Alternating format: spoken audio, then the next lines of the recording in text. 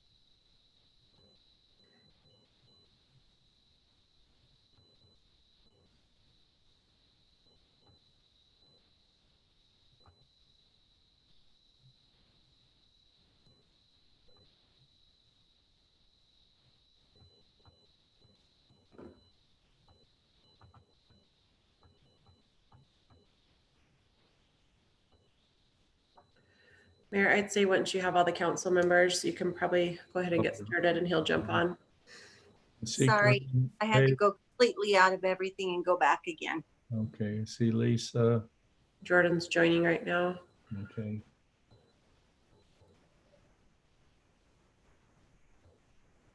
And I see Seth. Okay.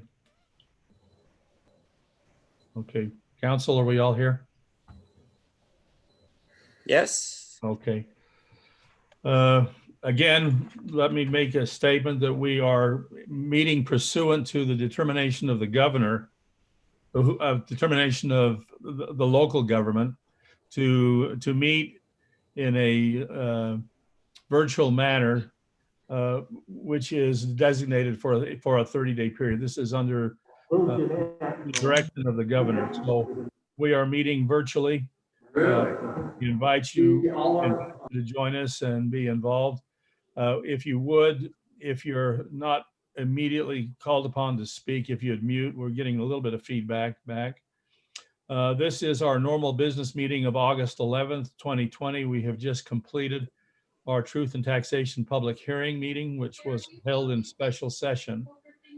Council, I would call for an adoption of the agenda that has been presented, realizing that item 7 has been struck. So moved. Okay. Second. Okay. All righty. We are now in our normal business meeting.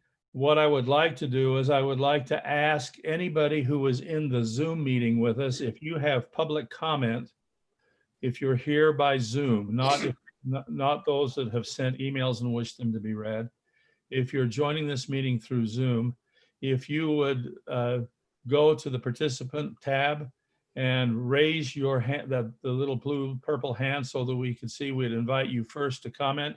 We'll give you 3 minutes if you would like, up to 3 minutes to address the council on any issue that you deem important to you or your family. And I see Paul Watson. Paul, could you unmute yourself and come before the council? Sure. Can you hear me? Yes. Perfect. So I wanted to just discuss for a moment the proposed rezoning of the lot by the liquor store and Smith's to mixed use for a proposed apartment building. I just wanted to take this time to urge the council to vote against that rezoning. I really think the safety concerns with traffic and the impact of the local residential areas that border that area, I just don't think putting that much high density housing is going to be good for the city and that area. I think it also goes contrary to the master plan for Syracuse City. I've read through that several times, and I think if there's developers that want to do high density housing, I think there's other areas that would be better suited to that. I live on Bluff Ridge Drive, which borders that area, and I'm anticipating, if high density housing goes in there, a real safety concern for my family and my children, as well as the others in that residential area. as residents of that apartment complex will not be able to make left-hand turns across Antelope Drive.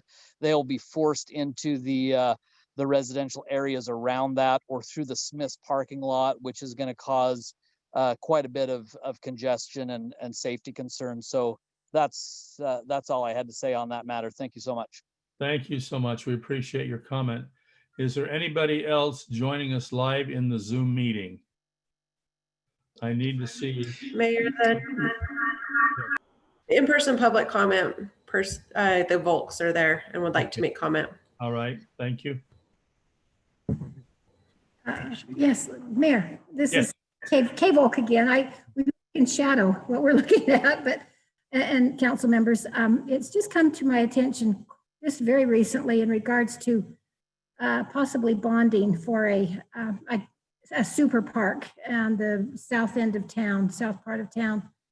I understand it's land, 50 acres that was given to us as long as we developed it within 5 years. Is that correct?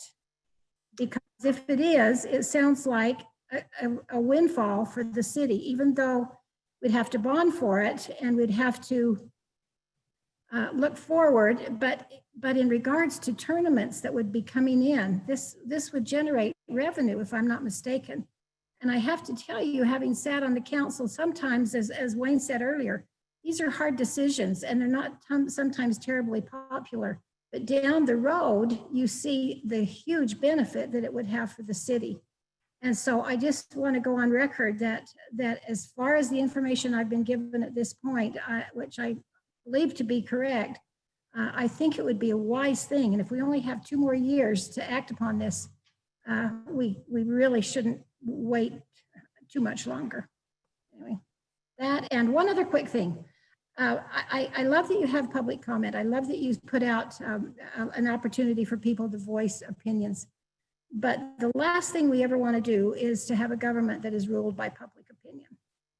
Your representatives, you represent all of us, and back to doing sometimes those hard things, because often you will get the most vocal who are just opposed to it and not realizing that there are twice that many out there that would actually support something if they just had the facts. Again, back to public education. Okay, that's all I have to say. Thank you. Thank you, Kay. And I have a quick, better late than never. My family went over last Thanksgiving to help feed the homeless in Ogden, and the Syracuse Youth Council showed up and their leaders were there, and I was so impressed. So I don't know who on the council's involved or if you're all involved with the youth council, but you need to be commended. Those young people, it was an outstanding thing. And I know you weren't there. I just want you to know I was so impressed with the volunteers and the youth over there serving and taking care of the homeless. I know Thanksgiving's going to be here, but I wanted to at least come and let you know what I saw, and I'm sorry I'm late. I should have come sooner. Anyway, that's all I had to say. Thank you. Thank you, Wayne. Thank you, Wayne. Is there anyone else in person at the City Hall? Okay, hearing and seeing none, I'll turn off that base. Now I'm looking for in the Zoom meeting themselves. I see Rachel Page with her hand up. Rachel, I believe there is an email that you sent to be read. You may do one or the other. Which did you submit a written request? Can you hear me? Yes. The email was just for each council member individually. Okay, then okay. Yeah. If you go ahead and comment, then we will not read any comment from you. Thank you. My comment was, you guys have heard from me before, and I am not apologizing for that, because we are passionate about our community and we're really concerned about the development for those mixed use apartments. We've looked at the general plan, we've been to city council meetings, and we see when on the agenda it says, oh, these do fit into the general plan, but when we look at the general plan, you say it fits, but only if you ignore certain parts of the general plan that don't really fit the narrative. Like, it doesn't fit. It's not harmonious with the height of the buildings surrounding it. It is in this particular area, it says medium density is appropriate, but these are high density 3-story apartments. So I don't understand how it would fit there. Another part of the general plan says that there should be a focus on attracting employment opportunities for residents, and that this would increase the daytime population. And as I've talked to council members, they say, well, if we just increase the population and have more households, that will increase the daytime population. But that general plan says about increasing employment opportunities where people would stay in the city to work, and then they can patronize local businesses. So those are some of my concerns with the general plan. I also think, so mixed use is a designation under commercial zoning. And when you look at how you guys have decided mixed use to be, seems very far. It's just a little aspect of it. And then it's mostly residential, high density apartments. And so I just don't think that mixed use in this context fits under commercial zoning. And I don't think it should be used under commercial zoning areas, especially when it's just so full of residential. It should be zoned as such. My last thing is when I emailed you a petition that when I last emailed it had over 360 signatures from citizens around the city, urging you to vote against this rezoning. And I was discouraged as I read some of the comments from people as we were gathering these, how little faith they had in the city council to actually represent the citizens. And so we are urging you as you vote to listen and hopefully take into account what you've heard from them and their best interest, and that you'll represent the citizens that you ran to, that voted for you. So we are just urging you to vote against this rezoning for mixed use, and thank you for your service and thank you for all the time you put in. We look forward to the vote tonight. Thank you, Rachel. Appreciate it. Scanning the participants that are in the meeting.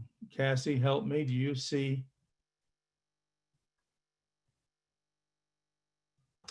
Right now, I do not. Oh, wait, Brianna Weeks has raised her hand. Okay. Brianna, would you unmute and come forward? Okay, can you hear me? Yes. Okay. I think I'm Brianna Weeks. I live off of 1000 West. I live just off of the subdivision behind there. And I think that the biggest concern that we're facing there's so many that have been listed, but the traffic right there already lines up down 1000 West to get out of the Smiths. I don't see how anyone's ever going to be able to turn left out of there, let alone if we're putting in another 600 vehicles that could be trying to filter in and out there during busy times of the day. I think that that's a hazard to the pedestrians who walk through Smith's parking lot. I think it's a hazard to the kids that are walking up and down the streets. And I don't see any other way around it with that high density amount. And nobody can guarantee me that there's going to be less cars than that, because we're talking just a couple drivers per unit. If that's all that it sticks to, there could be more. So I think that the traffic concerns alone are enough of a pause in putting in that many units in such a high trafficked area that we do not have a plan for infrastructure to support it. Thank you, Brianna. We appreciate your comment. Okay, thank you. Anyone else? Mayor Matt Page has raised his hand. Matt, would you unmute and address the council? Yes. Yeah, I just like to address those apartments as well on the corner of Bluff Ridge and Antelope Drive or nearby. As a member of Latrano CrossFit, I can tell you that the congestion on the street, just from what we currently have, makes it a danger for the participants of that gym, with cars coming in and out. Also, once Flipside Tumbling is in session, there are constantly kids bolting out in front of cars. There's traffic. Like if you haven't been down that street during class hours, anytime after 3 o'clock until 8 o'clock at night, which is the perfect rush hour time, there are cars and people everywhere. We do everything we can to avoid going around that area, but sometimes you just can't avoid it. I just know that with the way that the traffic is routed for those apartment complexes, all the traffic will be going down Bluff Ridge. There's no way the left-hand turn from Bluff Ridge onto Antelope is crazy. There would be that same issue out of the McDonald's turnout onto Antelope. So they would be driving through the Smith's parking lot, which puts many people at risk because you'll have people not obeying speed limits of parking lots. They'll be just cruising in there, not paying attention. And then cruising down through the residential neighborhood is the other biggest concern that I have.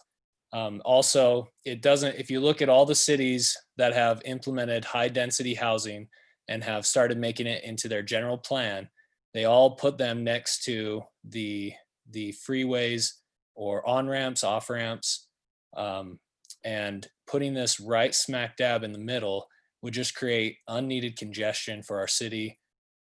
If we're gonna do it, there is a proper place, and it's not right in the middle of our city. Put it next to where the West Davis corridor is going to be, or along Highway 193. 193. Those would be the most logical and safest solutions for the citizens of this community. Thank you, Matt. I appreciate your comment. Anyone else within Zoom?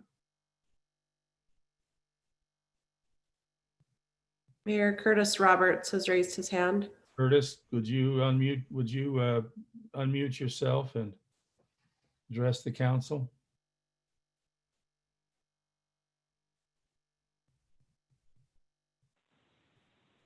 Okay, great. I think I've got it now.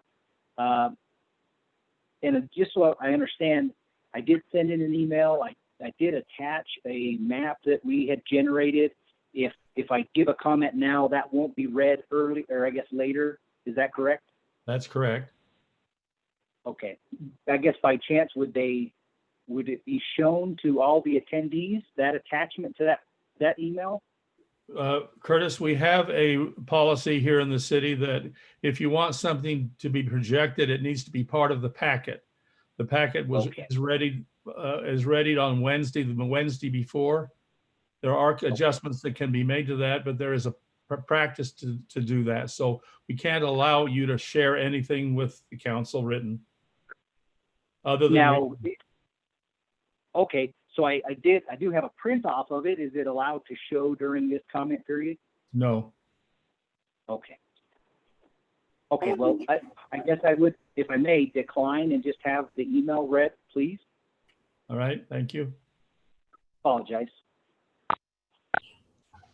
Mayor, I don't know if it's helpful to just let Curtis know that document was emailed to the entire council. So they do have a copy of that. It just won't be on the screen as we're reading public comments. Yeah. I don't know if that helps. Our public officers have copies of all of that written. Anyone else within the Zoom meeting that would like to address the council?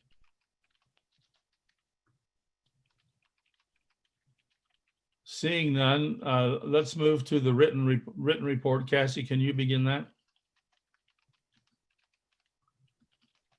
Yes, so the first comment we have is from Tyler Elmore. He says, I have been a long time. This year marks my 20th in Syracuse, business and property owner. I just wanted to take a minute and express my support for the Purpose Self-Storage Project located at 3500 West Antelope Drive. As the population of Syracuse continues to grow rapidly, so does the need for extra storage space. I believe that it will be an excellent addition to the city, and my wife and I are in full support of the project. I am aware of several other developments done by these developers, all of which have turned out exceptional. I would also like to request that this letter be read during public comment. Next is Amanda Yardley. She gives her address in Syracuse. She says, this process has been so frustrating as a Syracuse citizen. I have sent emails to all the council members, planning commission, and the mayor. We have had several neighbors voice their opposition to the storage shed. It seems as though most of the council members have already decided what they want to do with the storage sheds project and aren't listening to any of our concerns. The politics being played during this process have been very disturbing. Dave Mon has been the only council member to understand and voice our concerns. Thank you, Dave. Again, I want the council to know that I am very opposed to the storage units and what it will do to our little community. Next is Shelly Roberts. She says, I almost didn't send an email off this time around because after listening to the council meeting last week, I thought, what is the point? They don't even care what we have to say. Dave Mon was the only council member to back the people and even consider their feelings and opinions about the situation. Sadly, many have given up and have come to realize our voices aren't being heard and figure why make the effort. This is my first time being involved and vocal in any sort of local government issue. You always hear how political it all becomes and how it is who you know, etc.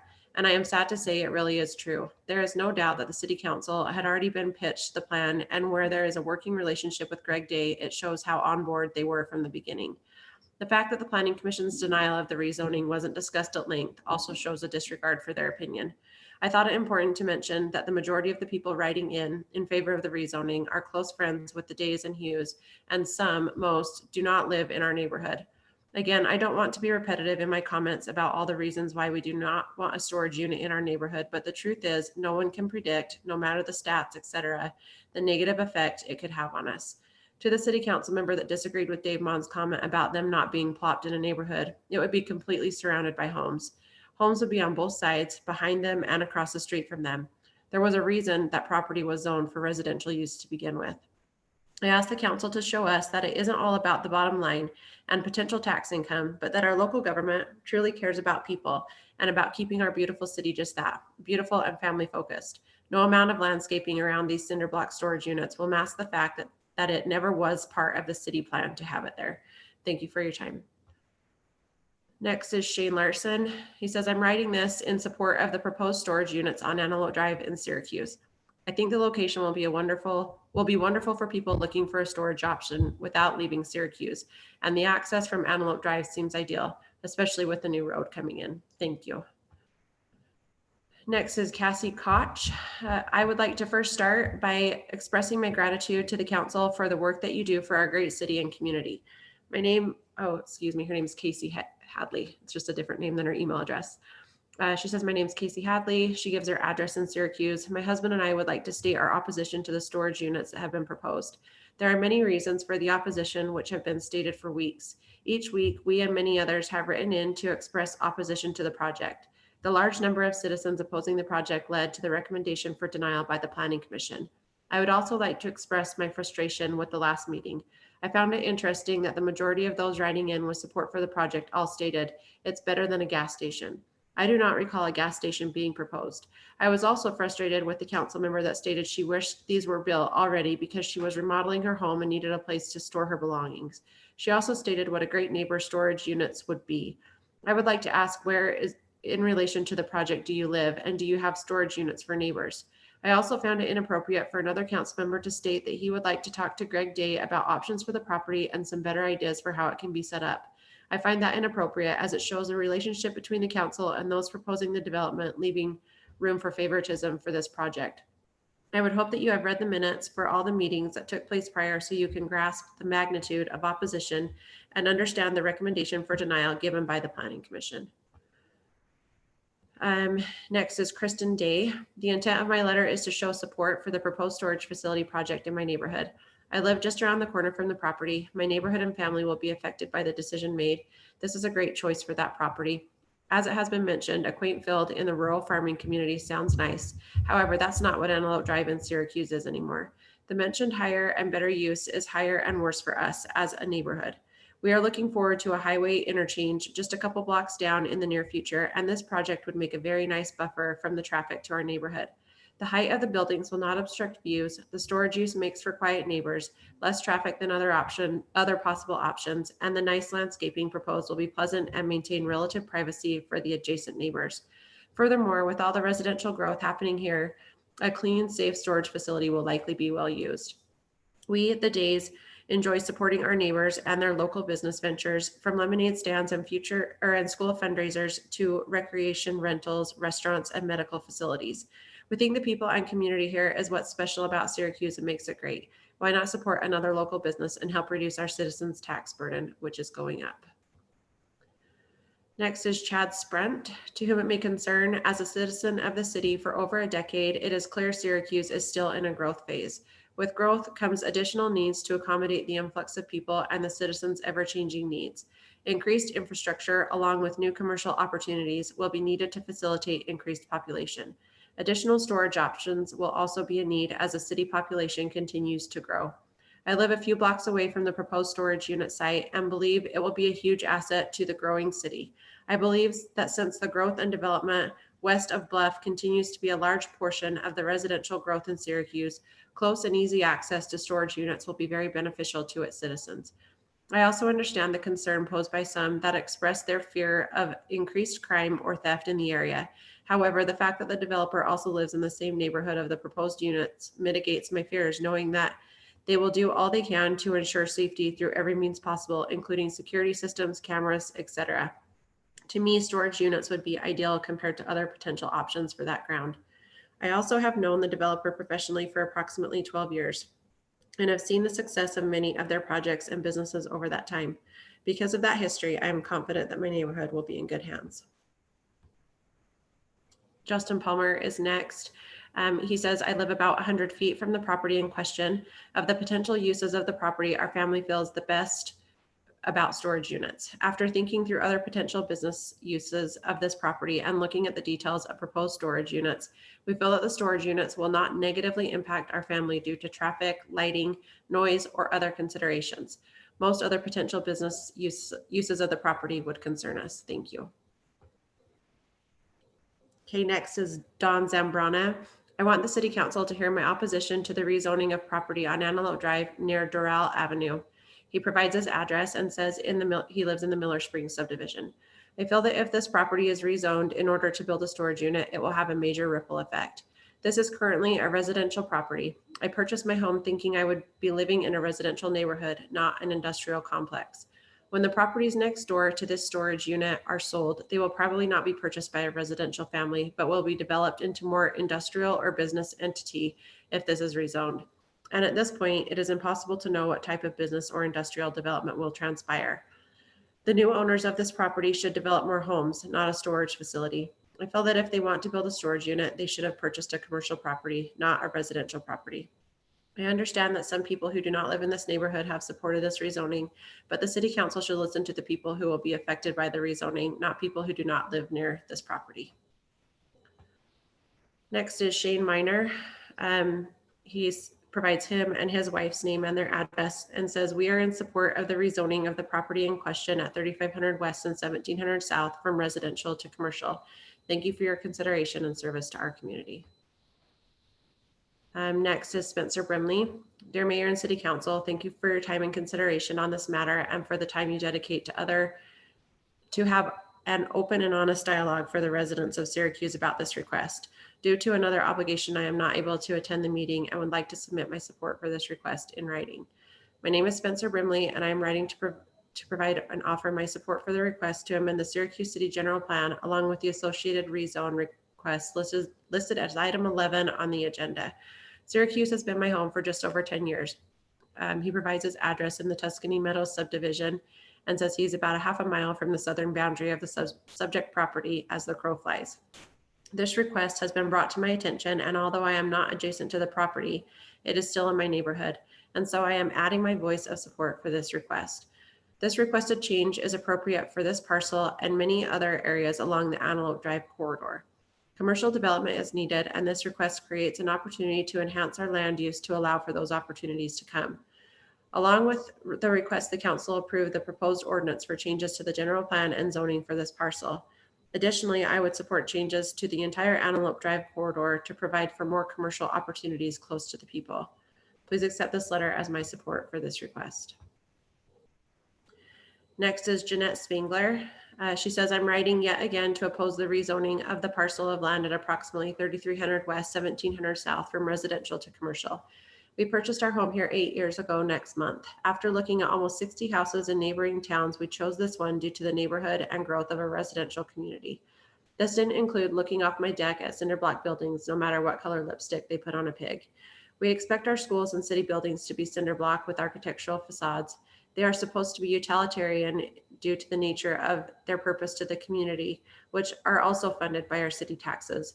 This doesn't include commercial buildings that are only to the financial gain of certain involved parties.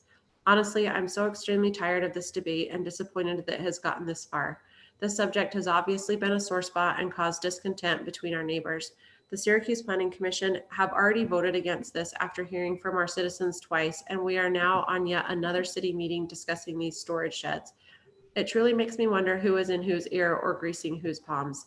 I cannot help but drive down Antelope and see plenty of commercial zone lots that are already available. If the city of Syracuse is in dire need of storage units, I would advise the developers to make use of these and forego the discontent that this proposal is causing in this neighborhood that is truly affected. I have full faith in the Planning Commission that has already denied this. Why are we still talking about it when these elected officials have already deemed this an unneeded, unnecessary, and severely opposed change to current zoning? Next is Denise Flint. She provides her address and says, I am opposed to the new storage units being built in this residential area. We have seen so much growth in the city in the last 30 years, some difficult, most of it good. I would love to see a preservation of the open spaces, the hometown country feel of our city, even as we progress. Let's keep industrial, commercial, residential, recreational areas separated and preserved as possible. I realize with Legacy Highway coming, there will be more commercial moving west. It doesn't need to mean awkward storage units between homes. Thank you for your consideration. Next is from David Spengler, also provides his address and says, I wholeheartedly oppose the change of zoning for the area of approximately 3,300 west, 1,700 south from residential to commercial. The city of Syracuse has a master zoning plan in place with very delineated zones that provide for growth and economic opportunity. I see no reason to deviate from the already accepted plan. The city has elected a zoning commission that is responsible for setting requests and giving the council advice for the future. This commission, after several meetings, has denied this motion. I feel that the only reason this motion has made it this far is due to last-minute gamesmanship from the developer. After a negative vote from the Planning Commission and an obvious public outcry, this should have been put to bed long ago. Also, I would urge you to look at the minutes from the Syracuse City Planning Commission meetings. I truly hope you consider the time and arguments that have been brought up in previous hearings on this matter. Aside from the people directly involved, a majority of our neighborhood has no wish for this to happen. The city would, without directly changing the existing zoning and changing the plan, should not entertain this motion. There are ample commercial zones already available throughout the immediate area. For that matter, there are ample storage unit facilities available as well. I cannot wrap my hand around the fact that a simple request from a developer can throw a neighborhood upside down like this. I have no issue with the city of Syracuse growing. It is inevitable. I do take issue with the changing the accepted plan when there are obviously so many commercial zone lots already available. Syracuse is a city that promotes a down-home neighborhood feel, according to the newsletter I receive every month. I would be truly disappointed to hear that those ideals are just media fluff and the only intent is political and financial gain for a chosen few.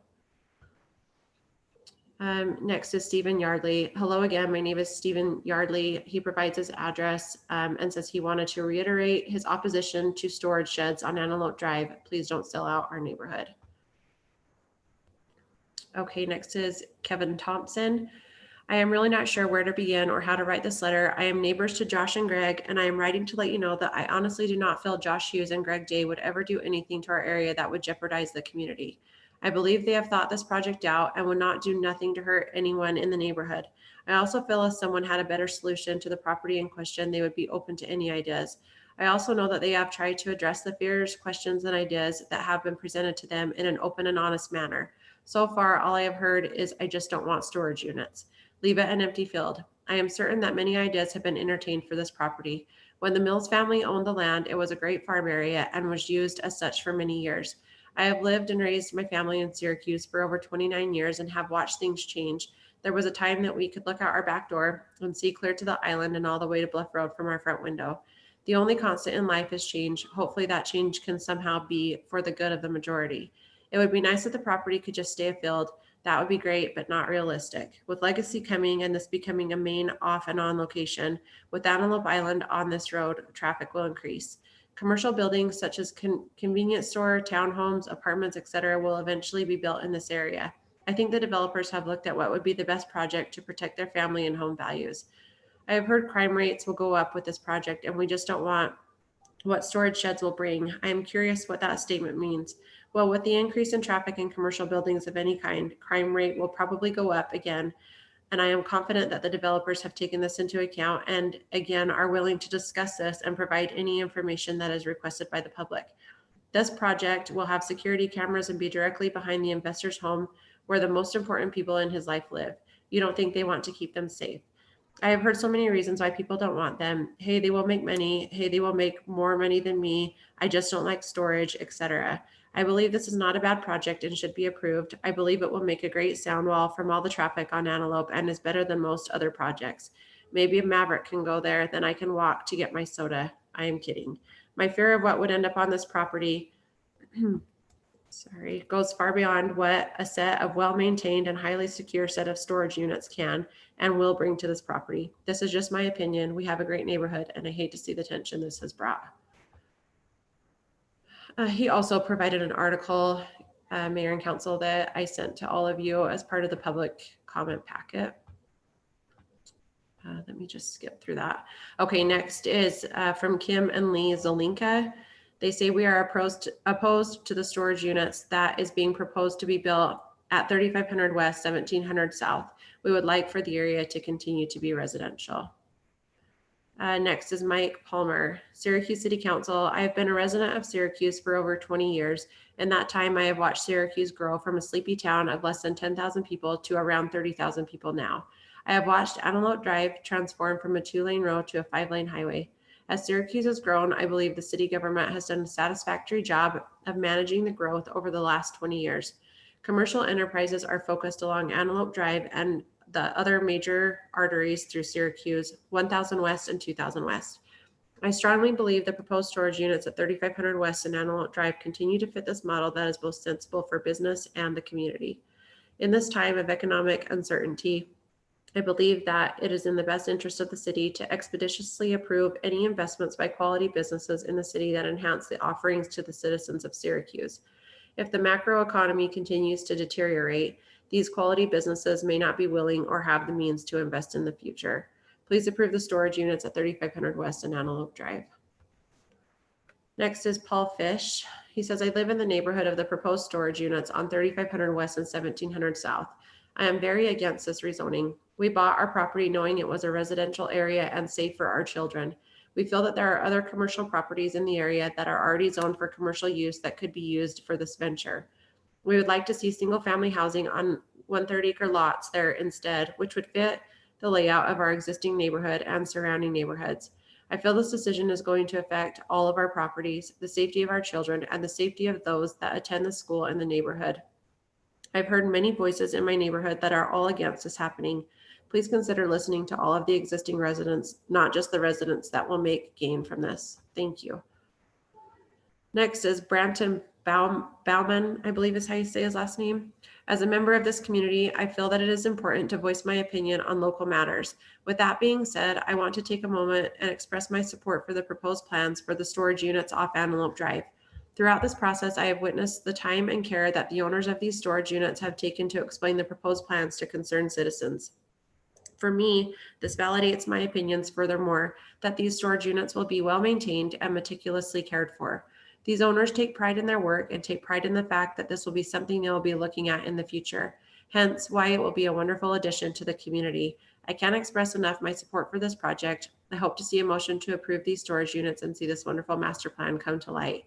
Thank you for giving me a moment of your time, and thank you for all you do for the citizens of Syracuse. Okay, next is James McDougall. I would like to share my opinion on the proposed storage units at 3500 West, 1700 South, and include for a reading in the upcoming city council meeting. It is my understanding that when the request is made for approval of a project, if it fits within the guidelines of the Chrome zoning and is in alignment with the master plan, then it's essentially a done deal. In this case, it is my understanding that this area would need to be rezoned to allow these storage units. I am opposed to this change to allow the construction of the storage units at this location. I am a believer in personal property rights, which includes the right to use or sell your property. However, I'm also a believer in the law that we subscribe to certain guidelines to live in a community. As someone who has been considering the storage unit recently, I've been looking into it a little bit for my own needs. Based on upcoming changes with the West Davis corridor and the current and future growth of the city of Syracuse, I do not feel this would qualify as the best use of this space or the highest use. It would be on a major corridor and abutting a golf course.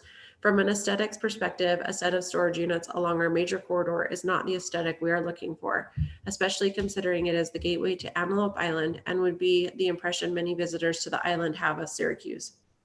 I would hope the current owners could find a more appropriate use for this valuable property. Next is Tawny Fish. I'm sending you this email today regarding the storage units that are being proposed for 3500 West, 1700 South. I live in the neighborhood that this will affect. I feel this land should not be considered for commercial use when there are residential properties surrounding the borders of the proposed land. Not many storage units are surrounded by residential property. My opinion is that it would be best for that property to stay zoned as residential area, especially since there are plenty of other properties nearby already zoned for commercial use that could be considered instead. This could have a negative effect on property values. We bought knowing it was a residential area and safe for our children. We ask that you listen to the voices of those against this instead of just those that stand to make a profit from it. Okay, next is from Matt Blackburn. He provides his address and says, it was brought to my attention that the city council would be getting at tomorrow's meeting the planning commission recommendation to not approve the amendment to the general plan for the storage units at the subject line address. I do not see this on the agenda, so I apologize if the information I got was incorrect. I was very vocal and attended both planning commission meetings to vote against changing the zoning from residential to commercial. This would have been in one of the most modern and large-scale neighborhoods, which did not make any sense. The homeowner wants to extend his yard by buying the property and turning the rest into a profitable business. I have no argument against that pursuit except for the location.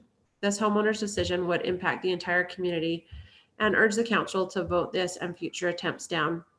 Now that we have even more storage units being built in the industrial zone of Syracuse and talks of adding indoor storage units over by Walmart, this development at 3500 West, 1700 South is not needed and harmful to the neighborhood surrounding it.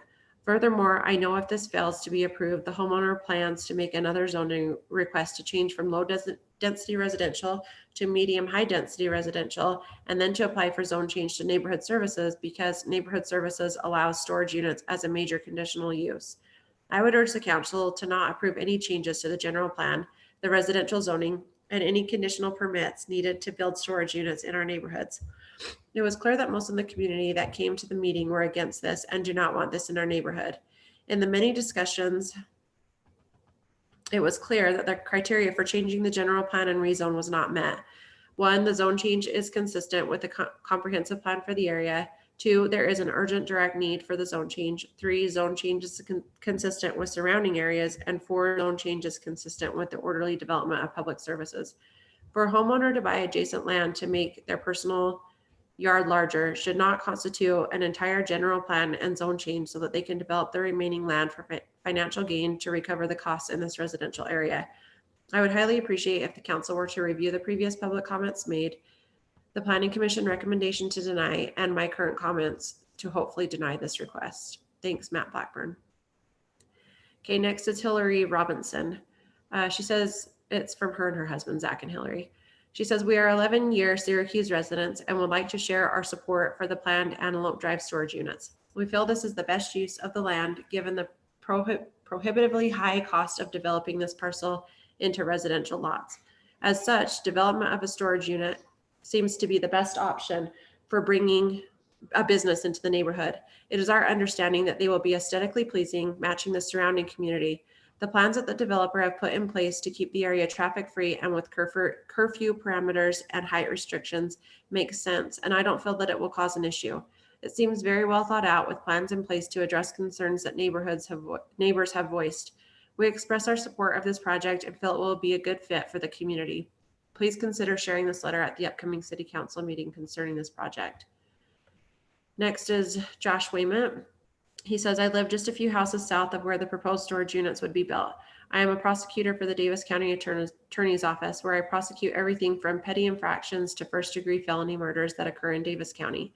Prior to working for Davis County, I worked for Weber County doing the same thing.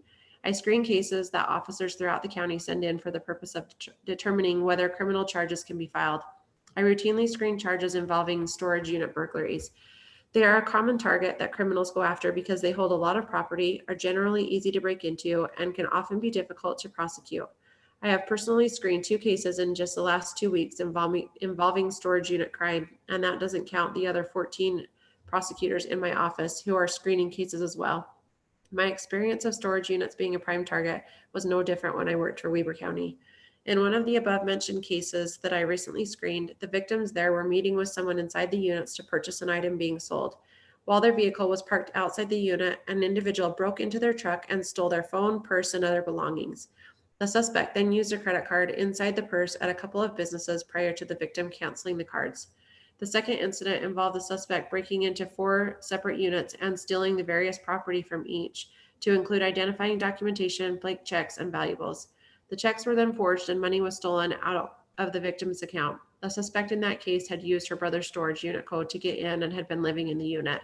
A third burglary occurred about a month ago involving a storage unit where the suspect broke into 8 different units.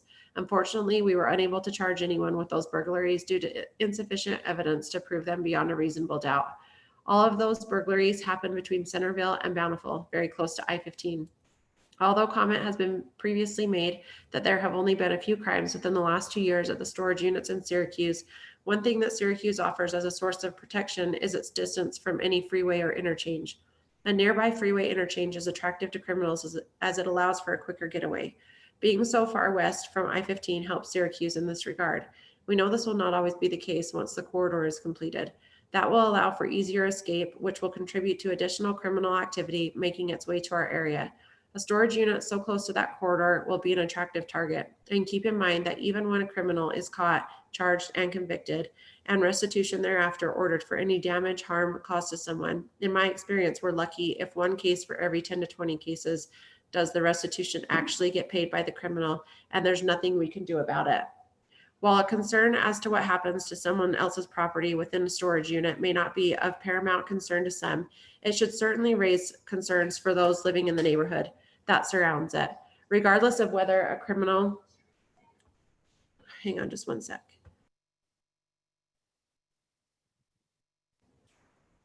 Regardless of whether a criminal successfully enters a unit and steals property, or on the other hand, is stopped by security measures in place, our homes, vehicles, and possessions then become additional or alternative targets. Criminals don't stop, and criminals generally don't think things through because they are desperate.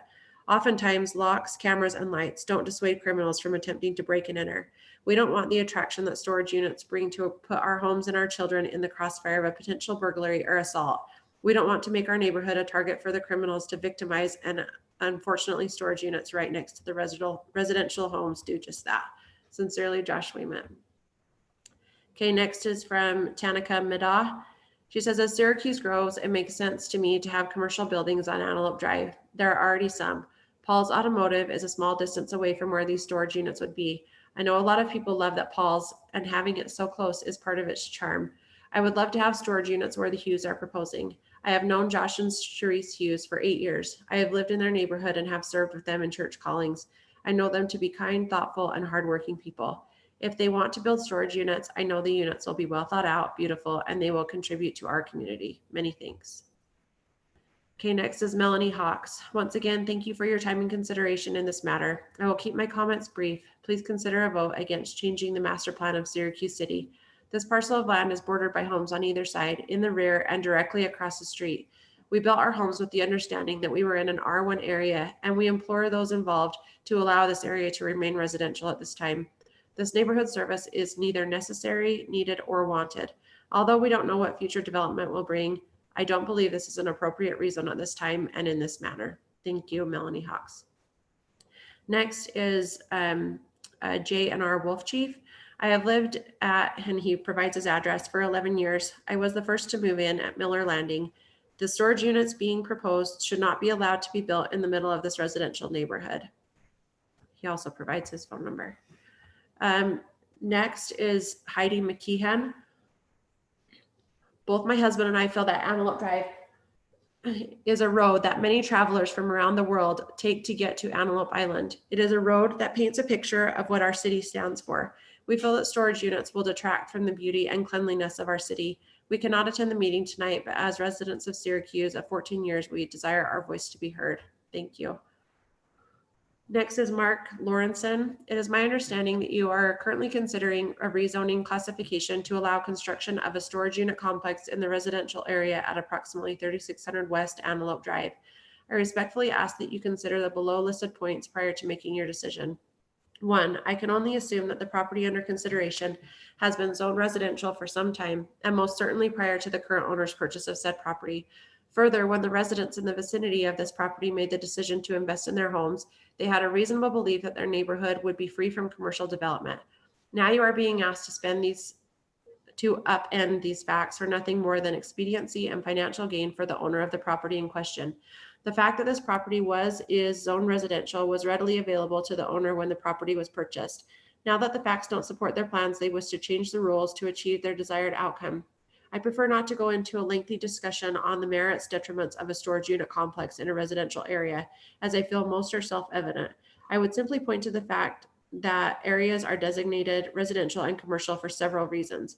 I believe that I can safely assume none of the reasons for this property being zoned residential in the first place have changed. If so, I would welcome that conversation. 3, I understand that the owner of said property is enjoying support for his project from residents within Syracuse City.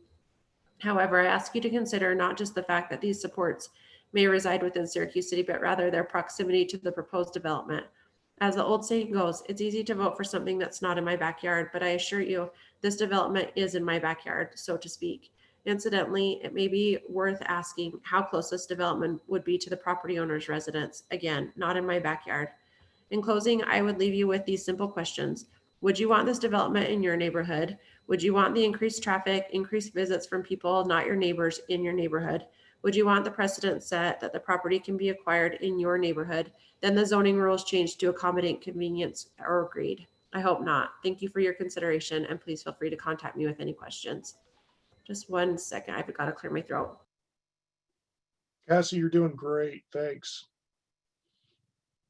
This is a lot of talking all at once. I'm proud of you. Drink lots of water. From what I understand, there's a lot of comments out there.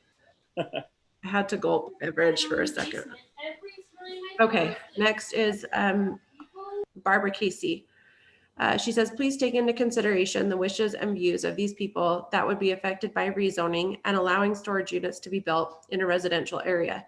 The proposed area is not a good fit for the surrounding community. Syracuse has areas for commercial businesses, and this area is not part of it. The Planning Commission has already denied this request. Please abide by their decision. Next is Peggy Lee. I am writing this email simply to express my disapproval of the storage units that are being proposed again in my neighborhood. I believe at one time I might have signed something saying I approved of it, but that was before I was fully informed. Please make note that if you see my name written or signed anywhere saying I approve of the storage units, know that I do not feel that way anymore. Thank you for your attention and time to this matter. Okay, next is James McDougall. He says, I would like to share my opinion on the proposed storage units at 3500 West, 1700 South, and included for a reading in the upcoming City Council meeting. I admit it is based off of imperfect information, and if I am off base, I apologize. It is my understanding that when the request is made for approval of a project, if it fits within the guidelines of the Chrome zoning and is in alignment with the master plan, then it's essentially a done deal. In this case, it is my understanding that this area would need to be rezoned or a modification made to allow these storage units. I'm opposed to this change and allow the construction of the storage units at this location. Sorry, has this email already been read? Read, yeah. Yeah. I wonder if it got sent to me It's the twice. only one, but yes, this got read. Great. Okay, on to the next one. Okay, next is Gail Black. She provides her address in Syracuse and says, I do not support storage sheds being approved for our area. My reasons are there would be an increased traffic, crime, and does not add to our family neighborhood. There is a large number of storage units in the area, and this does not need to be put in our neighborhood. Sharice Hughes says, City Council, I am writing in regards to the storage unit project on Antelope Drive. I am in favor and give my full support to this project. Next is Chris Semro.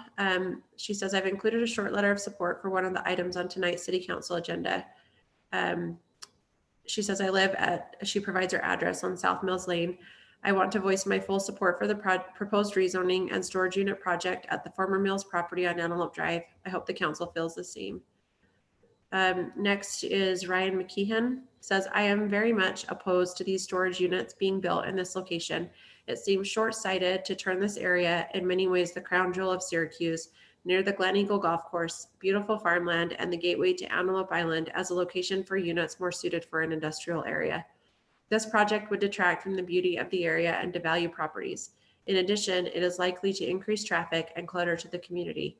Please do not build storage units in this location. Thank you for your time and consideration. Next is Janine Ma'o. Says, I am writing to show support for the proposed storage units on Antelope Drive. If the decision is made to move the property to commercial, storage units is by far the best option available. Next is Jeremy Rowe. Says, my name is Jeremy Rowe. He provides his address. Says, the north side of my house sits directly in line with the lot in question. I have listened in on the previous calls and heard the comments both for and against the storage unit proposal. As I sit in my yard every night and look out over the open lot, I have had a lot of time to think about what I want to look at for the next 50 years, as we have no intentions of ever moving. I am throwing my hat in the ring for a for vote to have the storage units built on that lot. I have listened to the votes against the units and laughed to myself when I hear that people don't want to have to drive by those units on my way to work. There are only a handful of homes that this unit will impact from a proximity perspective, mine being one of them. I have no interest in watching townhomes go in and creating a fishbowl view into my yard. With 3 kids growing up and friends coming over to swim and play in the yard, the thought of 20+ small decks hovering over my yard and kids makes me feel sick. A gas station with 24/7 huge fluorescent lights on, buzzing electrical lines, and constant traffic is not the neighbor I want to have. A 10-foot cinder block wall with trees and bushes to cover most of that surrounds a well-designed storage facility built with care and thought about those living right up against it. Gives me confidence that this is being thought out in the least invasive way possible for my family and the friends we built our street around. Thank you for your time.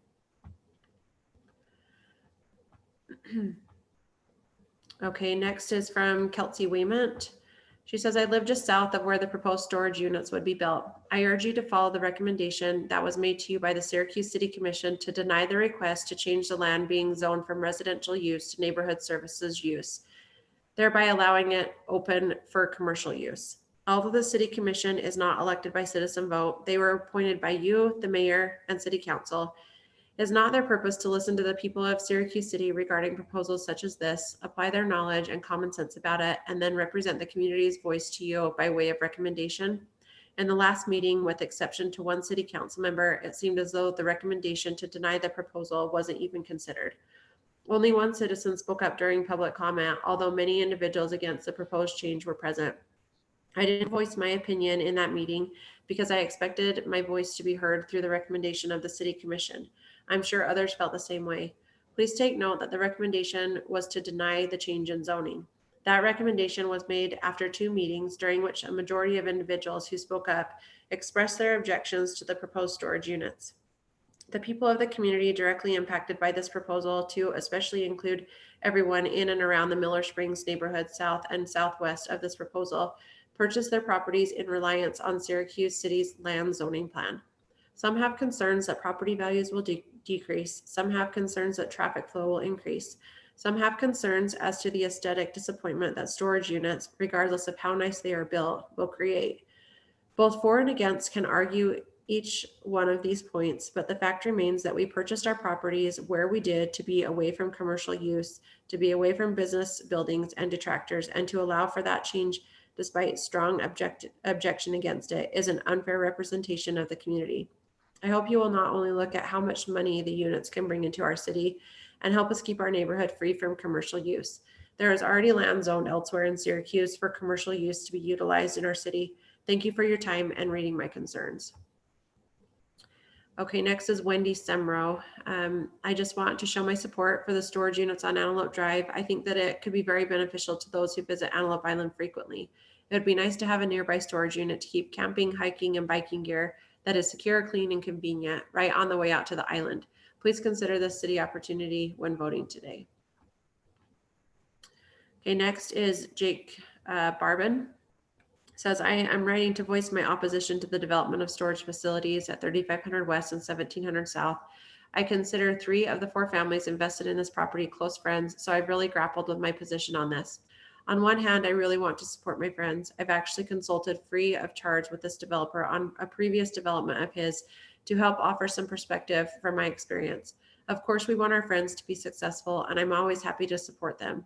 On the other hand, there are some selfish motives behind this development, as admitted several times by the developer himself, and I am really struggling with that. I can't see the benefit to the greater community, even after hearing multiple attempts to make that case. In an effort to be fair to my friends on both sides of this issue, I did some research. My objective was to learn about the following, since these questions seem to be difficult to answer. 1, is there really a current underserved need for storage facilities near the proposed property? 2, is it common to develop storage units directly in the middle of pre-existing residential communities and outside of commercial nodes? He has provided his findings in an attached PowerPoint presentation, and he had asked before the meeting if he could be given the same opportunity as developers and applicants have been given to provide their presentation. I have provided that presentation via email to all of the council members. And then he concludes, finally, I'd ask each of you, is this the best we can do with this property? We can develop right now, or we can develop right. To choose the former is irresponsible. Please don't make that mistake, because it's the easiest and singular option presented to you. Thank you, Jake Barbin. Then, as I mentioned, his PowerPoint was provided as an attachment to his comments, council, which was emailed to you. Let me get through that. Okay, next is Braxton Shank. He says, I've been a resident of Syracuse for almost 18 years. I have served on the Planning Commission and in other community committees and groups throughout the years. I would like to voice my support for the storage unit complex that Greg Day and Josh Hughes are proposing. I do feel that we, Syracuse, have not always had the best foresight when it comes to planning for the future, and I think this is one of the few that makes sense for the area in the long term. As our population goes up, housing goes along with it. Storage units are just part of that, as many people can't afford the larger properties and homes to store all of their belongings. Again, I support this project. Okay, next is, Douglas Banks. He says, my wife and I would like to voice our opinion on the above proposed storage unit complex. We ask that it not be approved on several points. 1, it is a business that is not appropriate for the residential area. 2, we feel it would negatively impact the property values of our homes and neighborhood.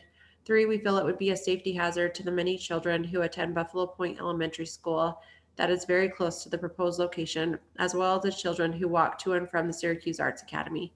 4, we are concerned that it would increase the potential for individuals who prey upon young children. 5, we are concerned that the traffic on Antelope Drive would increase substantially more than the already heavy traffic going to and from Antelope State Park, and currently is not wide enough to safely allow cyclists that frequently travel that route. 6, we are concerned about the potential safety hazard of large moving trucks entering and leaving the facility that may increase accidents. We appreciate your willingness to take this into consideration. Okay, let's see. Next is Blake Halliday. He says, he provides his address, in Syracuse, and said, I just want you to know that we are against the storage units being built in our subdivision. Please let the council know of our encouragement to vote no to the rezoning. Next is Danielle Steffen. Hello, I wanted to voice my concern about the storage units proposed to be built around 3500 West, 1700 South in Syracuse. I do not want these being built. I am concerned about the potential for increasing crime, decreasing our home values, and traffic on Antelope. Please reconsider building storage units in this area. Okay, next is from Lisa Tobler. I voice my concern and wish to vote against the storage units being built. First, it is near a very busy area and road. We don't have any businesses in this area. It will add too much traffic to the already growing traffic problems of getting in and out of our neighborhoods onto Antelope Drive, especially turning onto Antelope. Second, it will block the view of Antelope Island and other scenic views. It will add to more congestion with people visiting Antelope Island. I suggest you find an area where it is already developed for business to purchase. For example, there are places along Antelope for sale in the business zone. Thank you for your consideration. Next is Mike Kavanaugh. Says he received my email address from neighbors who are organizing a petition regarding the development of a storage facility near their community at approximately 3500 West, 1700 South. He would like to express his opposition to this development for the following reasons. Potential increase in crime being brought to the area. Storage facilities are a prime target for theft and thus bringing this near our homes and families. Probability of affecting the values of our homes and property. Consumer appeal will be way lower on our higher priced homes. Prospective buyers have certain expectations and we don't think they would want to live by a storage unit. Increased traffic on Antelope is a danger to our active families. Additionally, novice U-Haul trailer drivers will be a hazard. Property rezoning as commercial or neighborhood services is a concern and will potentially set a precedent to follow for the area. Growth of that nature will change our community from purely residential to a business commercial landscape. We have contacted other storage facilities and there are plenty of vacant units in the area. We don't believe another storage facility can be considered a neighborhood service. Please consider these reasons as justification not to approve the construction of this storage facility. Thank you very much for your time and consideration. Next is Brandon Draper. He provides his address in Syracuse and says he's been a resident of the Miller Springs subdivision for 9 years. I would like to voice opposition to the proposal to rezone 4 acres of property at 3500 West, 1700 South from single family residential to commercial or medium density, as I believe it's been recently presented, and neighborhood services to allow for a proposal to build storage units. Change is inevitable and it's exciting to think about what our city and community could become long-term. That said, we cannot predict the future, and as it stands right now, the current general plan gives no evidence that property west of 3000 will become commercial use property. So why allow this now without proper consideration of the long-term benefits of both the community this directly impacts, as well as how it benefits the city? Tax revenue is attractive. However, a carefully considered strategy for the land west of 3000 may yield better results. Comments were made during the last meeting that there are businesses west of 3000 already, but the fundamental difference is that the business referenced, Paul's Automotive, was there before the residential surge took place. Miller Springs is a prospering community and one that's been divided over the consideration of the land use. I do not believe storage units will have a negative impact on our property value, but they certainly do not help nor serve as a benefit to many. Storage units come with baggage despite proactive measures to prevent certain activities from occurring, crime. They're a target and located adjacent to a community like Miller Springs. They'll bring an elevated risk of crime for residents to consider. Many citizens of this community have come forth to voice their opposition. We're passionate about this, and as elected officials there to serve, I ask that you listen carefully to what's been shared and put community ahead of dollars. I appreciate the work and energy you put into making Syracuse what it is today. Next is Shane Thompson. He says, I say no to putting storage units at the middle of a residential area. I hope you will say no also. Okay, next is Steve Jensen. He provides his address in Syracuse, says, I would like to make a couple of comments about the rezoning on the property just east of Smith's. First of all, I would like to thank the mayor and city council for their time and efforts in the service that they provide for the community. Thank you for all you do. I know it takes a lot of time. I'm opposed to the rezoning of that property to mixed use at this time for the sole purpose of building 3-story apartments. Progress in the city brings changes that not everyone agrees with. Overall, I think the mayor and city council try to do what's best for the city. Hopefully they will listen to the citizens and use that input in their decision. I also feel that there are those that have an agenda and it doesn't really matter what the community feels should be done.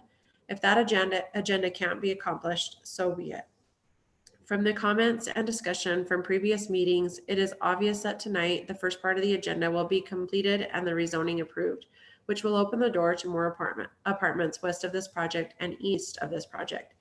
The city moves on. I have one request that as the project is approved by the council, they will require more trees to be planted along the south edge of the project.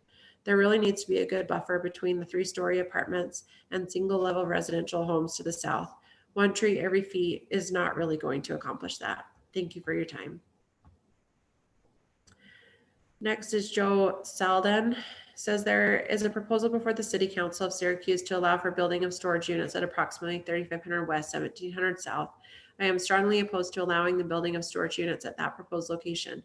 My family and I recently moved from California to Syracuse, Utah due to my employment on Hill Air Force Base. A major selling point for purchasing our house and he provides his address, is the tight-knit community in a most rural setting. Allow the building of storage units in that location would negatively affect the rural setting. I grew up in Philadelphia, Pennsylvania, and the city was littered with storage facilities in addition to other commercial buildings. Those facilities started with the best of intentions, with clean storefronts and upstanding customers. Those facilities soon became run down and catered to an unsavory clientele. I don't want to raise my family in an area that could bring in unsavory clientele. Another concern I have is the increased traffic on West 1700 South. At times, traffic through that area is dangerous with the normal day-to-day traffic. Construction of the storage units will only contribute to the danger, let alone the increased traffic from those who utilize the storage units if built. Another concern I have is my property value. There have been studies that link storage units and decreasing property values. I see my recent home purchase as a long-term investment. I am opposed to anything that would negatively impact my long-term investment in my home, neighborhood, and the city of Syracuse, such as allowing the building of storage units at the proposed location. Okay, next is BJ Warnick. He says, as neighbors, we have endured the changes, disruptions, uncertainty, and visual blight of legacy coming through our neighborhood. As homeowners, we deserve to know that the planning of the city is being done for the long term with an aesthetic plan that fits together, not a patchwork. Storage sheds should be restricted to industrial areas of a city off of the beaten path. Next is Ashley Beezer says, I just want to register my opposition to storage units being built near 1700 South, 3500 West in Syracuse. Next is Janet Peck. She says, this letter is to voice my concerns on the proposed storage units to be built in Syracuse at 3500 West, 1700 South. I oppose building the storage unit in Syracuse due to the following. Building the storage unit will increase the traffic on 1700 South. Along with the increase in traffic is the cost to maintain the road, which may lead to an increase in taxes to fund the maintenance. Second, the storage unit will be built in close proximity to the elementary school, Syracuse Arts Academy, and Buffalo Point Elementary. This will be unsafe for the children as they play during recess due to the increase in traffic as well as the increase in strangers around the elementary. And third, lastly, this will not be good for the residential area and may bring down the property values and may lead to an increase in crime. As a longtime resident in Syracuse, I thank you for listening to my concerns and taking them into consideration when voting on the approval of building the storage unit. Next is Braden Beezer. Please do not put storage units in Syracuse. The farmland around here makes Syracuse look so good, and storage units will make Syracuse more crowded and cluttered. It also will take away from the amazing views we get and not be a good entrance into Antelope Island. Thank you. Steve Hammer says, we are opposed to the storage shed proposal. Storage sheds near our home could hurt our property value. Jeremy Sorensen says, I wanted to take a quick minute and voice my support for the proposed storage units being discussed this evening. I have been a citizen of this fine community for the past 8 years. I'm raising my family of 4 children here and have no intentions of leaving. I have lived in the Ranchette subdivision since moving to Syracuse, and I have lived in my current home for the past 6 years. My home is in direct line of sight of the proposed storage units. With the continued development of our community and the expected commercial growth brought in by the Legacy Highway project, I am again in favor and support of the project being discussed. Personally, knowing the people involved in the project lead me to believe that they would most definitely have the surrounding neighborhoods at the forefront of their minds as they also live in said communities. Please count me in favor of this project. Thank you very much for your time. Please also feel free to read this letter during the public comment portion of the meeting. Okay, next is Michelle Hackey. I'm writing to express my objection to the storage sheds on 3500 West and Antelope Drive. I live in the Tuscany Meadows neighborhood. We love where we live because it is one of the few areas left that still feels like Syracuse with beautiful views of the island and farms and fields. We love the small town neighborly community. The people of Syracuse currently have access to just under 50 storage locations, all within a 10-mile diameter and within the boundaries of Syracuse, Clearfield, Clinton, and Layton. That accounts for over 2/3 of all storage options in the Davis and Ogden area, over 2/3 within 4 cities. The last thing our town of Syracuse needs is more storage. According to several self-storage information reports, 85% of all businesses for a storage unit comes from drive-by traffic, and because the majority of the population of Syracuse lives east of the proposed location, the units would not get the visibility needed to maintain full capacity. A successful storage unit company also provides something of value to the community. With almost 50 options within about a 10-mile drive, there is a lot of competition. Many of these options would be more convenient for the majority of the residents of Syracuse located further east on 3500 West. The units as proposed would also be highly unlikely to draw outside customers from neighboring cities for the same reason. Please consider leaving the proposed area as residential and moving the storage units somewhere else. Thank you. Next is Brooke Rowe. She provides her address and says, my house is just south of the property in question, off the property line by inches. I strongly believe that these proposed storage units are the perfect medium between residential and commercial development. I remain confident that storage units are the best possible outcome for the land, and the people who are directly impacted by them are all in favor of Greg and Josh constructing and maintaining these units. Thank you. Next is Curtis Roberts. Hello again. I have an attachment I would like to share with all attendees as part of the public comment. He provides his address and says, I wanted to renew my family's opposition to this project regarding the rezoning and major conditional use permit for storage units on 3.95 acres at approximately 3500 West, 1700 South. After communicating with many of my friendly neighbors, nearly 100 families, all families have objected to the proposal to construct storage units on this land and are represented by red dots on the attached map.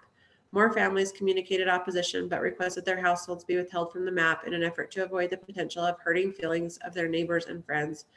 As can be seen, there are a very large number of families that object to storage units being installed so close to our homes.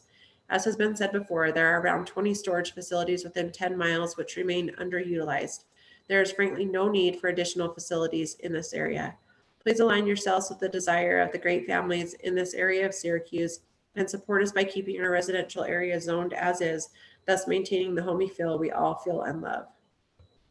And as he mentioned, he provided an attachment that was given to the council via email. Next is Allison Barbin. I am sending this email in opposition to the potential development of storage units at 3500 West, 1700 South. I have many concerns, but will address the following. Number one, a master plan for Syracuse has been put in place, and we expect our city council to make decisions based on this plan, not the hope or idea of what future growth may or may not look like. Doing otherwise is very irresponsible of each of you, in that you are making permanent decisions without proper consideration of all the facts. Currently, as a city, we have planned as far west as 3000 West as it relates to commercial zones and nodes. Commercial growth and development has not been planned for west of 3000. I am not so naive to think that sometimes plans change, but as of right now, there is no need for commercial developments or neighborhood services west of 3000 West. If you vote in favor of this proposal, you will set a precedent that a developer can buy property at a residential value but earn commercial gains if they do so outside of the city plan. Seems like any development, especially development with so much pushback and controversy, should be met with a well-considered and forward-looking plan designed with input from the constituents of our city. We've already been told by one city councilwoman that our input in opposition to this proposal is essentially choosing to be upset instead of just getting on board that there is going to be commercial development down this way. Is that listening to your constituents? In the future, when West Davis corridor is established, there may be more desire by residents to increase commercial property past 3000 West, but this is certainly not the case right now.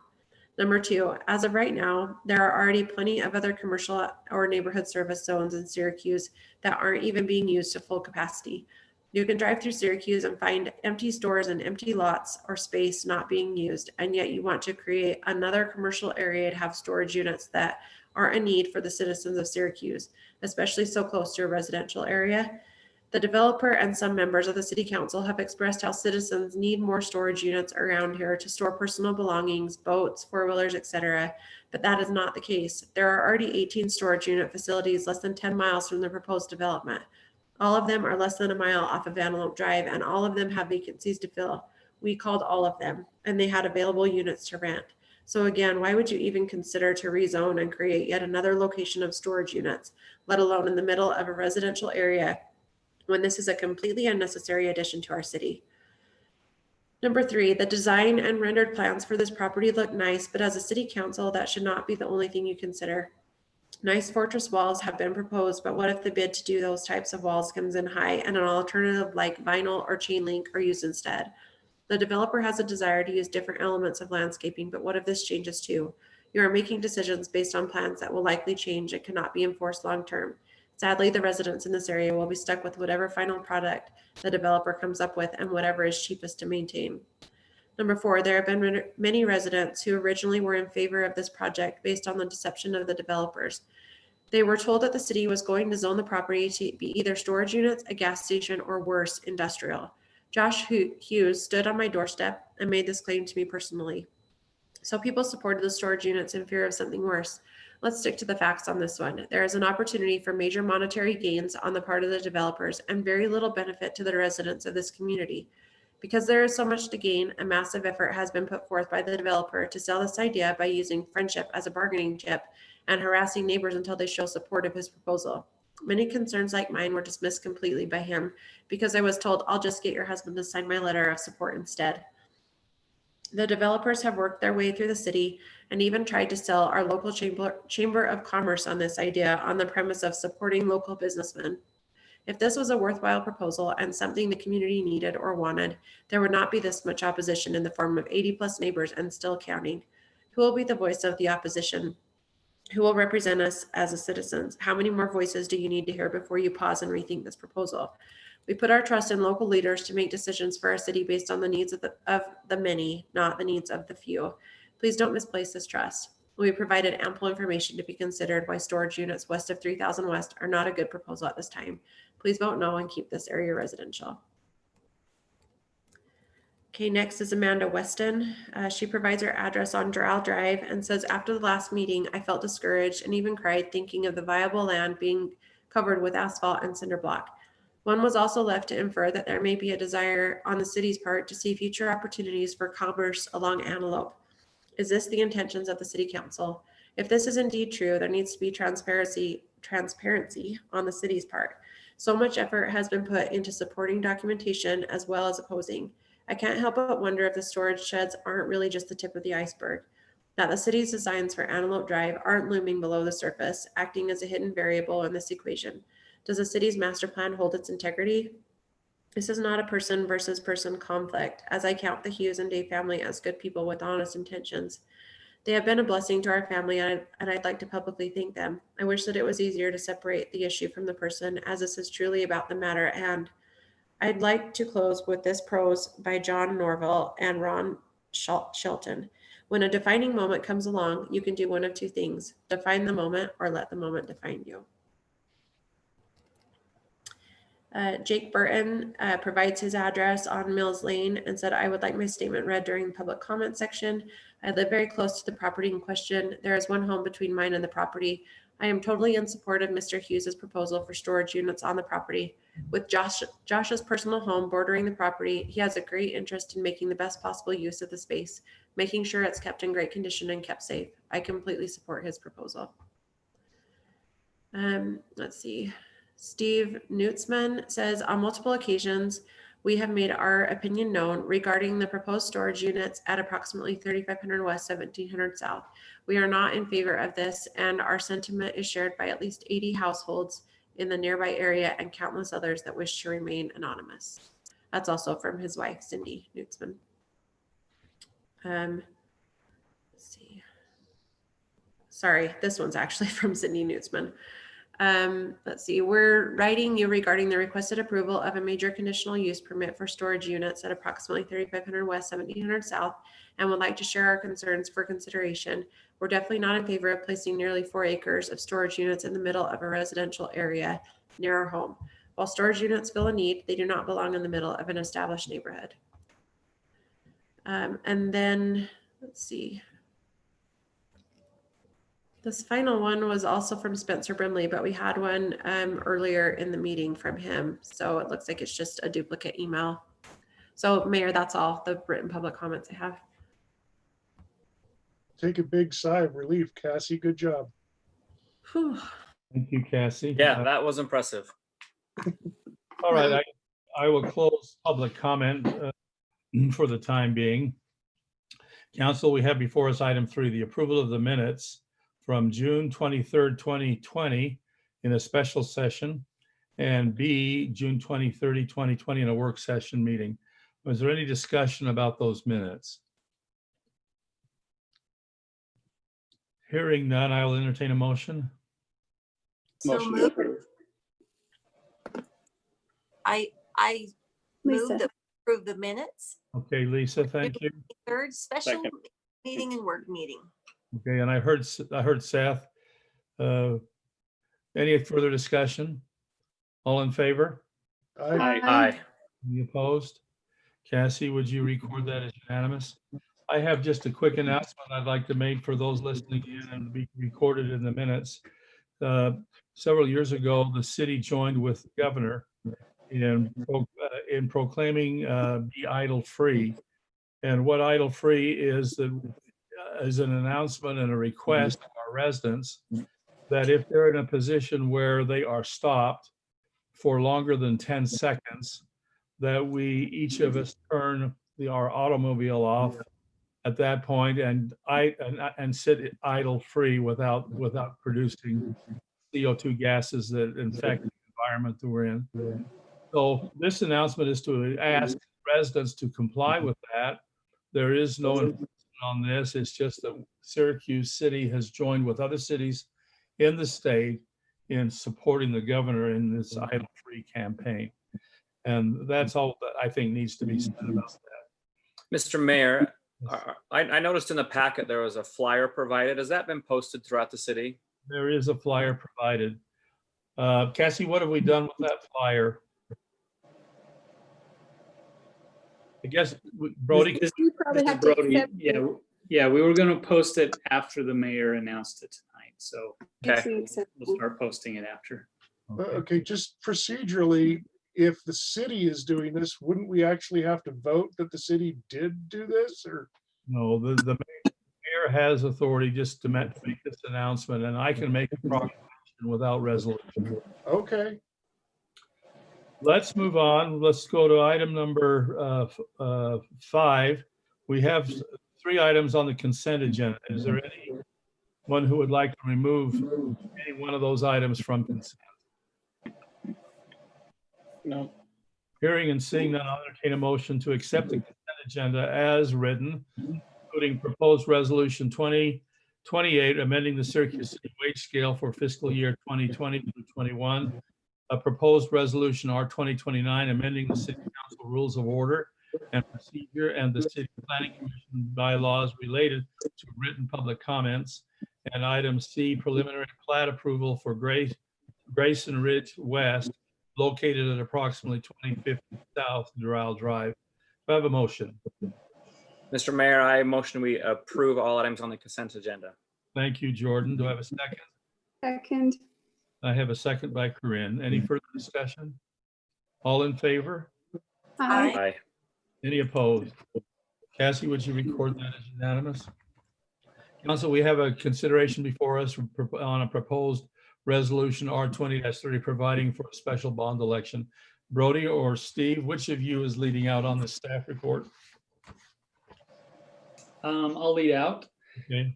So today with us to help out though is Steve Marshall, our Administrative Services Director, City Attorney Paul Roberts, and we have Mark Anderson as our Financial Advisor from Zions Bank Public Finance. So we're happy to have them with us. What this agenda item is for you tonight is consideration for putting a question on the November ballot. The city's considering construction of a 50-acre park. This question involves a request for the citizens to give us their yes or no vote on whether the city should consider bonding for that park, and included with that bond, refinance the existing bonds the city has for our public facilities. In doing that, it would pay off that specific bond and reduce the payments by lengthening the term and freeing up money in the budget to help pay for the park bond. So what I want to make sure everybody understands tonight, not just the council, because I know you already understand this. What you're not voting on tonight is whether to bond for a park. you're not voting on whether to raise taxes to pay for a park. The only thing that's being voted on right now is whether to put it on the ballot so you can have the citizens tell you whether you should bond for the park or not. And so that's what we're deciding tonight, is whether or not it should be placed on the November ballot for our citizens to vote on. Packets there. If you have any specific questions, we're here. We've got our experts with us. So we'll open it back up to you. Okay. All right. Lisa, do you want to start us off here? And council, I'm going to do the best I can to try to keep us on schedule. At the current rate, we'll be here till past 10:30. So I'd like to keep us moving. We have a lot of important decisions to make this evening. Okay, I'll be succinct. I think that after finding out that we will be having another bond next year that we'll have to compete with for the school board, and considering that we have a limited time in order to take advantage of this, of the Parks and Rec, having received the land and knowing that we have to do something with it in the next couple of years, I think this is a good time to find out if a bond is going to be approved and to put it before the public. So I would vote in favor of it. All right. Council, I'll open this up to open discussion. I would like to clarify a point, because I've heard not just by Lisa, but also by the public comment that there's some risk that if we don't act on this land. I don't recall that. We have been given the land. We don't lose the land. Yeah, the land's not going away. Yeah, I mean, it's a We misrepresentation. don't lose the land, we lose the ability. We have to decide what it goes for. Remember, we discussed this at our last meeting, that we have a limited time in order to do something with this. To turn it into. Are you We thinking of don't. impact fees? We do not. That's not accurate. Was it about impact fees? Is that maybe? Yeah, we talk about impact fees, but those impact fees That was- are not just yeah. sitting, That's they'll be used. Yeah, that's as a I'm It's a rolling. rolling bucket. Yeah. Okay, Let's I get need to, on that. Who has the clarity on that? Mayor, maybe Paul can advise us on that. Paul? Yes, so when we acquired the land, there was not a condition that we build within a certain number of years. We do have impact fees that are collecting, and we haven't identified where those would be spent. I think if it wasn't spent on this project, then we would need to identify somewhere else to expend the impact fees. Those can only be used for expansions of parks, new parks, or new facilities on parks. So it couldn't be used to redo a park or a parking lot or something like that. But yeah, when we were talking about the timing, that's the time sensitivity, is that you only have a certain number of years to spend impact fee dollars. Steve keeps really good track of which dollars are need to be used, and he'd be the one to ask about about those specific dollars. So we are looking at a loss if we don't use those impact fees for something like this. It would have to go into something else that isn't priority. We would have to use it on something within the 5-year period. Like a That's park only maintenance the money- facility. That's only the money that was collected 5 years ago. So it's Yep. not like there's let's not misrepresent this. Council, I'd like to move us back onto the I topic. don't think, As Brody I mentioned, don't think, all we're determining tonight is whether we go to a bond election in November. Can we keep our discussion to that particular point? Mayor, can I make Yes. one more comment though? I need to address a concern and to publicly defend myself and some of the council members who have been publicly, it's been posted that we're in part of a secret committee and part of some sort of secret combination. And I think that's totally inappropriate and needs to cease and desist immediately. So just so that the public knows that there is no such thing in place and that we are above board on this situation. Thank you.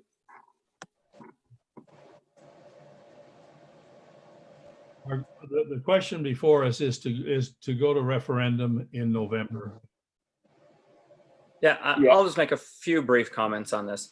So I was one of the ones that was actually trying to push for some fundraising to try and mitigate the cost of the citizens. I am firmly in favor of doing that still. I want to make sure that we are doing our best to make sure, and any time we are doing anything like this, we are spending as little taxpayer dollars as possible. So we've talked about that. The mayor, I know you've set up 2 committees, one which is a social media committee, and another which will be going out and actually contacting potential donors. I'm on that committee. I want to make sure that we are doing that because that's where this gets my support. Is I want to try and make sure that we are minimizing the impact on the taxpayer. So let's make sure we are prioritizing that over this. That being said, I do think we have a rare opportunity in that interest rates are at record lows this year. We also have opportunities just because as time progresses, costs go up. And so the longer we wait, the more expensive this park becomes. And so I think there is good reason to put this on the ballot, make sure that we are properly educating the citizens. I know there are viewpoints already on social media, and I agree with some of it, not all of it. I do want to make sure that we are doing our best to mitigate this. And so in that light, with the education campaign and also the fundraising campaign, I'm willing to support this going on the ballot in November. Seth? Yeah, I'm from the similar aspect. I think what's really important to note is that the way the ballot would essentially read would be up to $26 million for the bond. And so I think we really need to be hyper focused on reducing that burden so that when we actually do bond, so we go to election this year, we bond next year. By the time we get there, that is not 26 million. We've done all of our due diligence, every bit of effort possible, and then I can wholeheartedly support this ballot measure. Okay. Corinne, do you want to respond? Yes, I just wanted to say that I would like as many people in the city to vote as possible on this, and we all know that turnout's much better during a presidential election, especially in this election. I'm sure we'll see a lot, and that's always better. Okay. Lisa, we got your nod. My number one concern is that we will not do the fundraising that needs to be done, because we'll just take the approval and just go and run with it and spend as much as they'll let us spend. And I don't think that's right. I think that we just, what Jordan said, we absolutely need to do our best to do all the fundraising properly first and figure out how much we can reduce the burden on the citizens. We haven't done that. We've been talking about it for years. We haven't done that. And I think that it has to be done first. So I'm absolutely opposed to this, because when we first talked about building this park and we talked about negotiating for this land, there was quite a bit of opposition that said, what would the cost be to the people? And we all said at that time that we were going to do our best to raise funds. And we haven't done our best to raise funds yet. So to me, we have an obligation to work for the people first, but you all can vote how you want. That's fine. Well, Thank you. it's important that we don't miscommunicate. Gordon Savage? I think this is important, That's Dave. Gordon You said Savage. you didn't want me you said you didn't want me to say something that wasn't correct, and so I clarified. So it needs to be clarified as well that you said you would do fundraising. So if you're suggesting that it won't come to pass, that would be a commitment you've made that you wouldn't follow through on. So we may have been speaking of it in the past, but we've never had a plan in place in order to go out and fundraise. So to say that we've been talking about it for years and haven't done it means we're disingenuous is not true. We haven't had a plan until now. And so if you're saying that you want to mitigate the effect on our citizens and the taxpayers, then that is up to you as part of the fundraising committee and going out to get personal donations. So if you're saying that won't happen, that is you saying that you're choosing not to do that. Is that clear? No, you need to be corrected then, because when Mike called me on the phone, I told him that I had reservations about supporting this bond.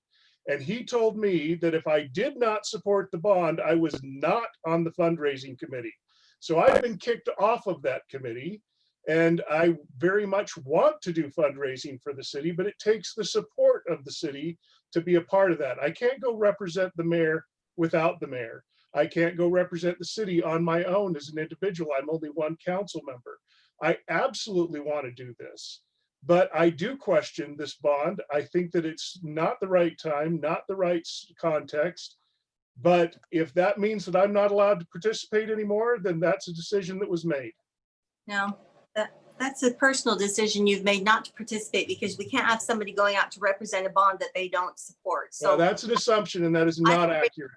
I agree that I would raise money at any point in time for this park. Let me break in here again and remind us that our discussion tonight is whether it should go up for referendum in November. There has been some miscommunication about a discussion that Dave and I had. I have a different point of view than what he is expressing. We will take that up as individuals. What I would entertain now is a motion, either up or down, to take the thing to referendum in November. If I got somebody who would make that motion, either up or down. I move that we, sorry, I'm looking at my agenda to try and word it correctly. I move that we put the bond on the for a vote in November. Would you, R 20-30. resolution Thank you. 20-30? Sorry, I can't get to it. It's on my computer, and on my iPad, I can zoom to it, but I can't do it on the computer fast. It's R 20-30. R 20-30. Do I have a second? Second. And that was from Seth. Seth. Okay. Any further discussion, council? All in favor? Aye. Aye. Any opposed? Nay. Because they always come. I got Dave. Help me with the vote. I voted nay. I don't know what else is being said. I got 4-1. Is that what I've got? Yes. I think so. Cassie, would you record that? Thank you. Let's move on. Item number 7 has been stricken from the agenda. Noah, item 8. And I'm going to hold us to time. Yes, sir. Okay, good evening, council. This is a continuation of a discussion we've had about a pedestrian walkway. For the benefit of maybe the audience that hasn't heard about it yet, we are trying to decide if we've got the ordinance language right to amend the rules concerning pedestrian walkways. And so the last draft, we talked about limiting fencing on each side of the pedestrian walkway to 50 feet. And then the thing about that, it could potentially impact a neighbor's fence that we think that might be on city property. And so you asked me to get some estimates. So you need to get a survey and remove the chain link fence and modify an existing fence. And that would be about $3,600 if that was the choice under this scenario. The other scenario is what Planning Commission is recommending is to just let the neighbor to the south build his fence and also let the fence remain to the north. They didn't necessarily, they acknowledged the risk of having an alleyway condition, but they didn't feel that it was that detrimental. So there you have it. Important decision. Let me know if you have any questions. We've met with both of the landowners about the item. With the mayor, I believe they're probably on the phone. If you guys have questions for them as well. Did we have any newer insight from the south neighbor? His preference is that he would love to purchase it and make that walkway part of his backyard and discontinue the walkway. But he would also be happy, and I apologize, RC, if I'm misspeaking, but he would also be happy with being, this whole thing started, he just wants a fence. Right. And then how about on the north? We spoke with the neighbor to the north. He's expressed concern about pedestrians cutting through and maybe jumping over a lowered fence even. His preference would be to keep the fence just as it was, for his own privacy. And he says that his kids sometimes play in his front yard. So nothing really changed, it sounds like. Is that their positions are still virtually the same, but I just wanted to just clarify that they were civil and they weren't necessarily angry or anything. They just both are valuing the privacy of their families. That's helpful. Yeah. Since our last meeting also, Paul has weighed in on this and sees that the risk liability here is probably no different than it is in the street or on any city-owned easement or right-of-way.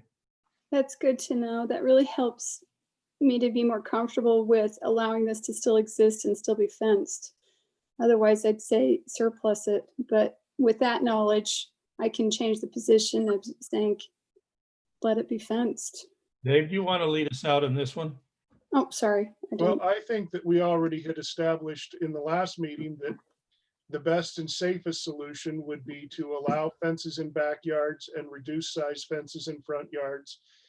And while that may not be the highest desire of either neighbor, it seems to be the best for keeping the walkway. So if we're going to allow the walkway, that's what we perceived as the safest version.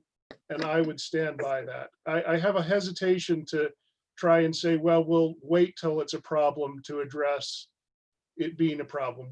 This is the best possible. And though I don't like to spend any extra taxpayer money that we don't have to, $3,000 to do the best we can is hardly a huge sum to make it safer if we perceive it to be safer. All right, let me open this to discussion then among all the other four of you. So Dave, it sounds like you'd prefer this one that's showing right now with the shorter fence option. Yeah, that's what we decided in the last meeting. I think and I don't change from that. I don't see any reason to. I wanted to have clarification on how much the cost was. And then if the neighbor to the north was okay with it, which he's not, but we can go from here. I thought he just said he was okay. It wasn't his preference. I don't. He doesn't want us to shorten the reduce fence. the high fence. Yeah, he wants it to stay as is, at least for his. Well, that's a less safe version in my eyes. I think that we don't want long, narrow corridors that are 6 feet tall. But according to what Paul is saying, the recommendation there, that this isn't really a liability because it would be the same as walking on the sidewalk anywhere. Okay, so or playing in a park somewhere that's not viewable. So if it's not a liability, it doesn't make it any less feeling of safety. I get complaints all the time about people, joggers have been unsafe places, and we should do our best effort to make it feel safe. But if the citizens there desire the use of it and they know that that's the risk of using it, just like using the skate park, you have the risk of breaking your arm going on the skate park. That's part of the risk of using it in a way, And that's where I want to make this change as is shown on the screen.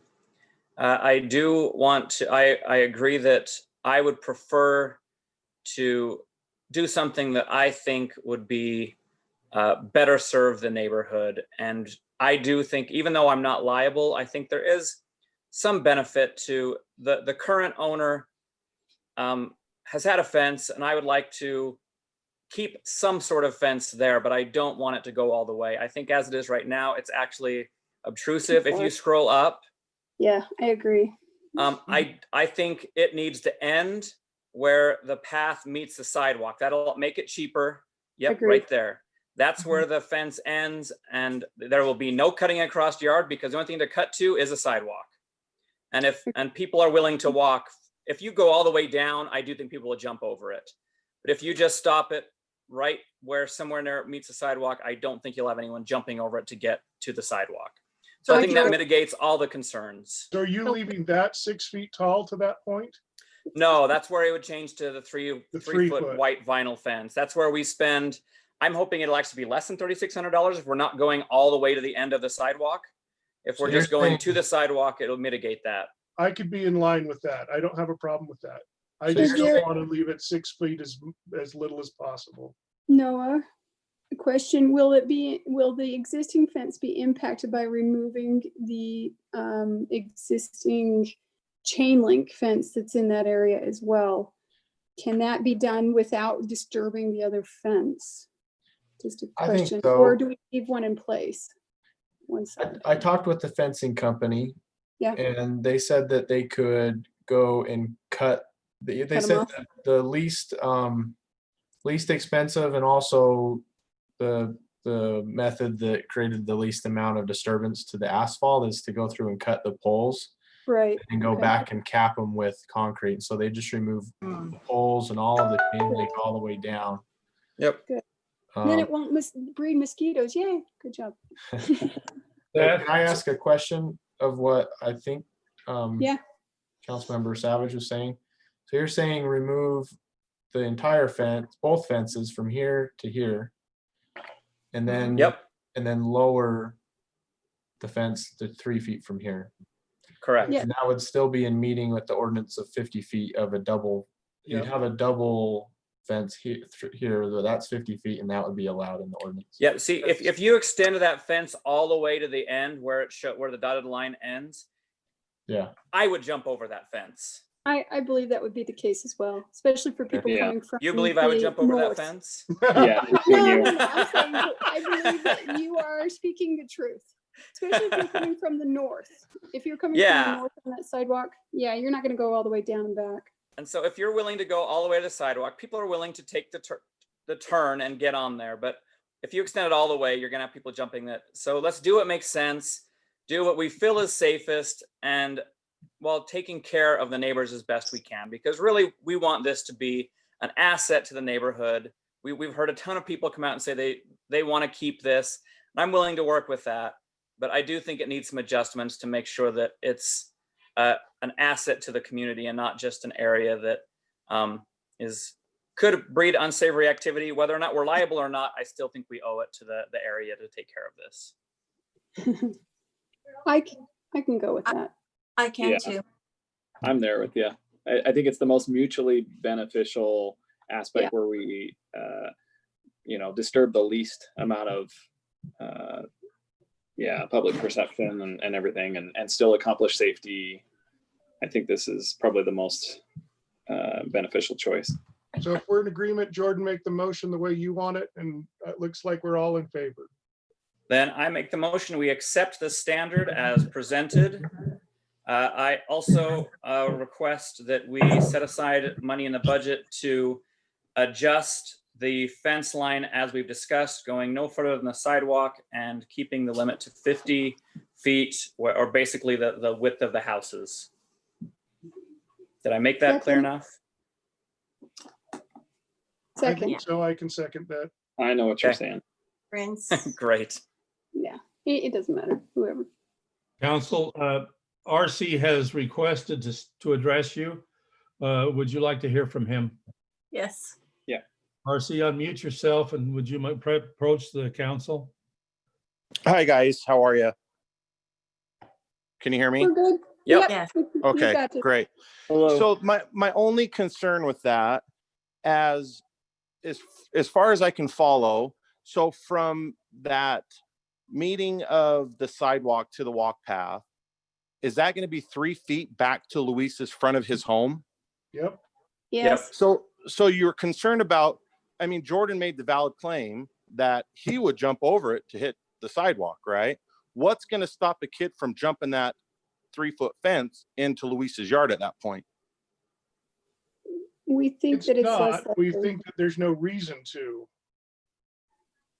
Unless you're I going mean- to Luis's yard. The point is, if you're already on the sidewalk, then you might jump the fence rather than walk down the sidewalk to walk back down the other side of the sidewalk. But to walk through Luis's yard, we're assuming that you're not cutting through his yard. Now, is this a cul-de-sac that I'm seeing here? I can't tell right No, there. No, it's a it's a street. parcel. It goes up to the north. It's just a It's the- buoyed out corner. Yeah. it's cut So out. that's the only concern. Like, if you're saying you're going to jump it at the sidewalk, I don't see why a kid wouldn't make a shortcut and jump into his yard.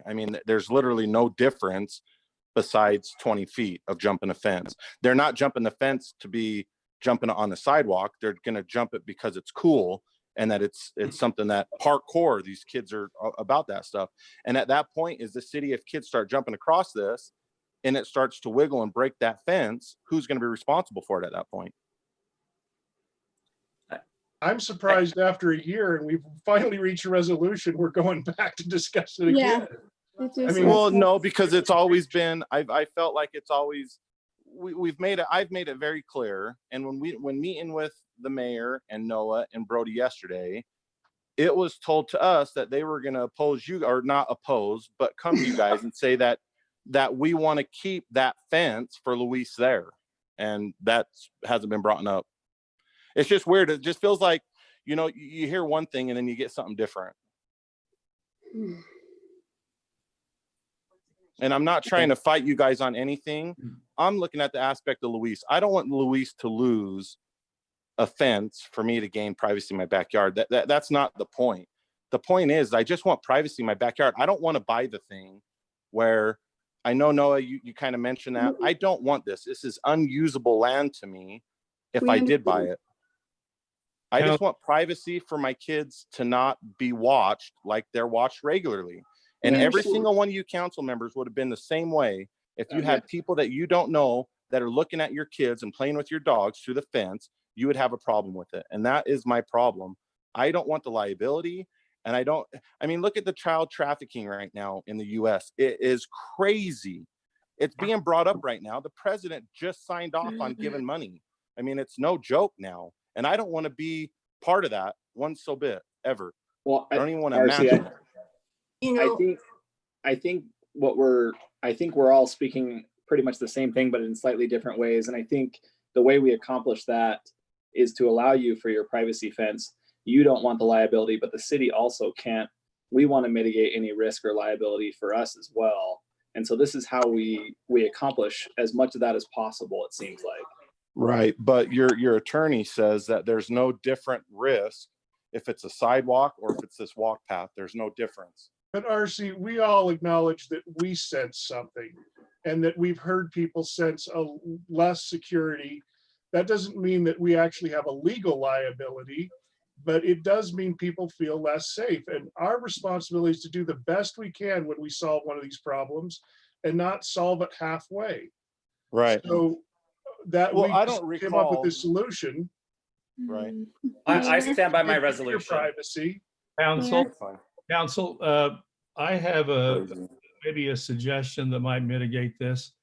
Where Noah has drawn the red line, where effectively, you know, would you be willing to grandfather the higher fence from there back? And the alleyway is a little longer than 50 feet, but with Paul's recommendation that it's no different, then what we've done is we've compromised on all sides, and we now have something that No, just measure to the front of RC's house. Yeah, that's on the north side, but on the other, yeah. We're talking about 100 feet. How far is that, Noah? 109 feet. first of all, I agree with RC that the kids are going to jump that fence if it's 3 feet. Secondly, I think that this is a good compromise in all areas to let that be a tall fence, just as Mayor was saying. Jordan, Let's move forward. We got to take care of I this. stand by Jordan's motion. I'm good with it. I agree with I don't want to change my motion. If someone else wants to, if I get overruled, I do. But I don't think people are going to jump that fence. Like we had one in our neighborhood that was 3 feet and everyone was very respectful. They went and changed it to a 6 foot recently, just for the same reason. They didn't like people looking in the backyard. But there's no difference in people seeing what's in your front yard from the front yard or from the side. Okay, we have Jordan's made a motion. I didn't hear a second. I had a second. You had a second. Any further discussion? All in favor? Aye. Aye. Aye. Is that Aye. four? I'm gonna go for. Nay. Okay, say 4-1. Okay. Cassie, would you record that as having passed? Or the motion? Let's Just for clarification, it passed as this on the screen, right, with 50 feet? with With 50. 50 feet. Okay, thank you. Okay, let's move on. Let's move on to item, where were we? We are on item 9. Okay, item 9, preliminary plat and rezone for Village at the Bluff. Remember, last time we talked about the architecture of the townhomes, and the applicant presented the changes that he had added, which included some garage things and little, lack of a better word, little gable thingies above the entrances. Let me see if I can get to it. I apologize for all the scrolling. Sometimes these plans are kind of chunky. Of course, he gave us more detail on the workout station. Nothing had changed with the number of units. You can see that there's single family and townhomes. Yeah, he added those things and then the garage things. Yeah, so you can see that. And the changing windows as well. Yeah. Yeah, so between each of the units, you can see there's that, and there's that, and then there's that. So there's 3 different window styles. But yeah, nothing else has changed. I didn't, last time we talked about, I didn't have any notes that you needed any additional information. So I think the options here are approve with conditions, table, or deny. And I think the applicant's here if you have questions for him. So essentially, we're at the same point we were at last time. Yeah, with the addition in the work session of some decorative portions to garages and gable changes. Yeah, I think the applicant has done what we've asked of him.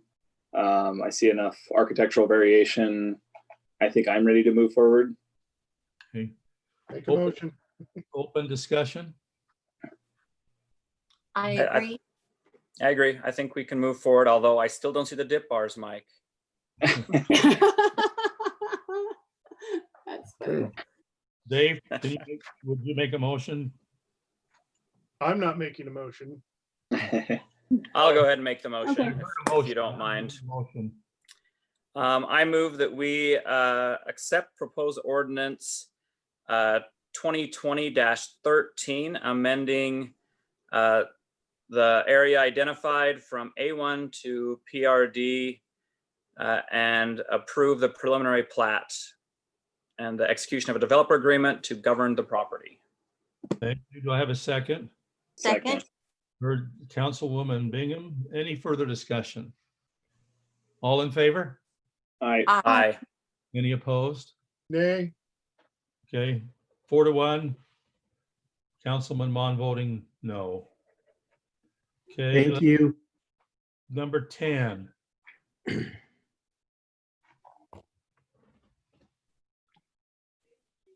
Okay. There we go. Number 10, this is what we're calling the Briggs mixed use, A1 to mixed use.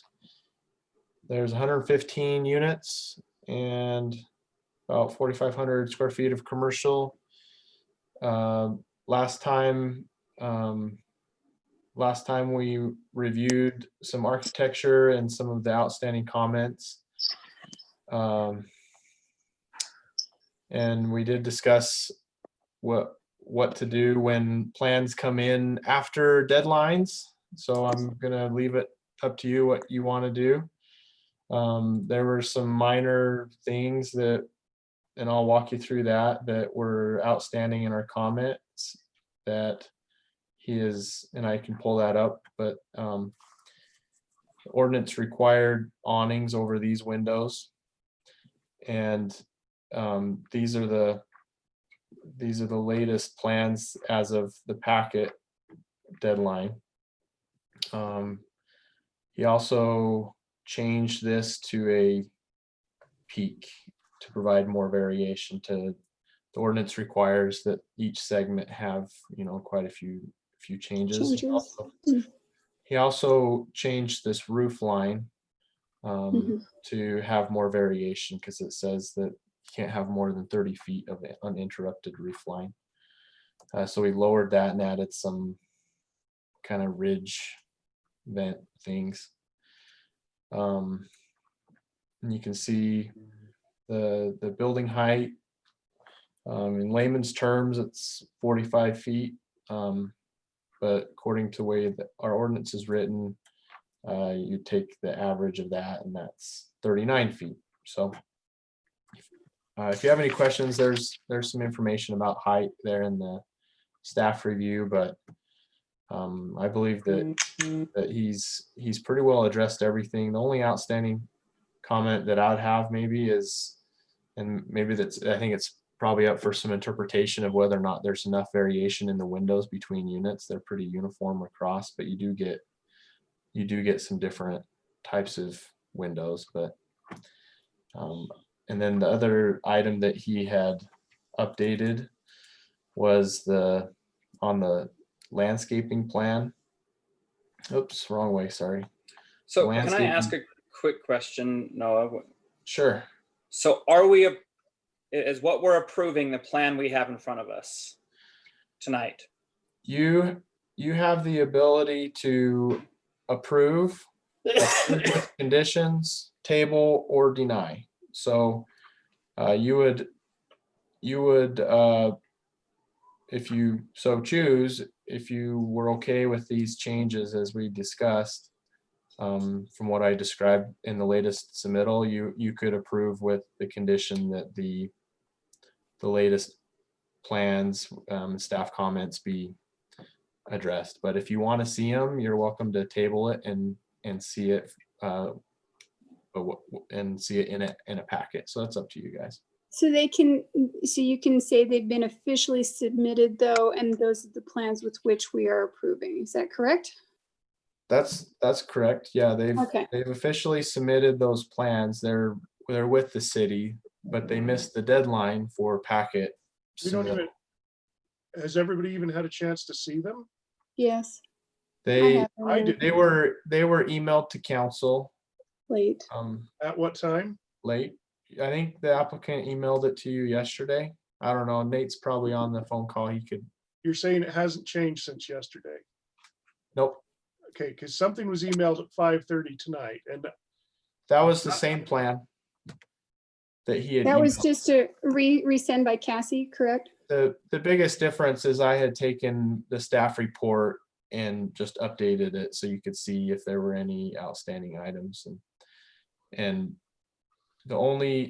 literally the only comments that are left that I had still highlighted in my report as the window issue that I talked about, and the latest plans say that there's a vinyl fence and there's actually a concrete fence. That's just a little correction with the plans, but I don't mean to confuse you. I know that we had this conversation last time about taking plans, and so that's why it's up to you. If you want to see them in a packet, you're fine.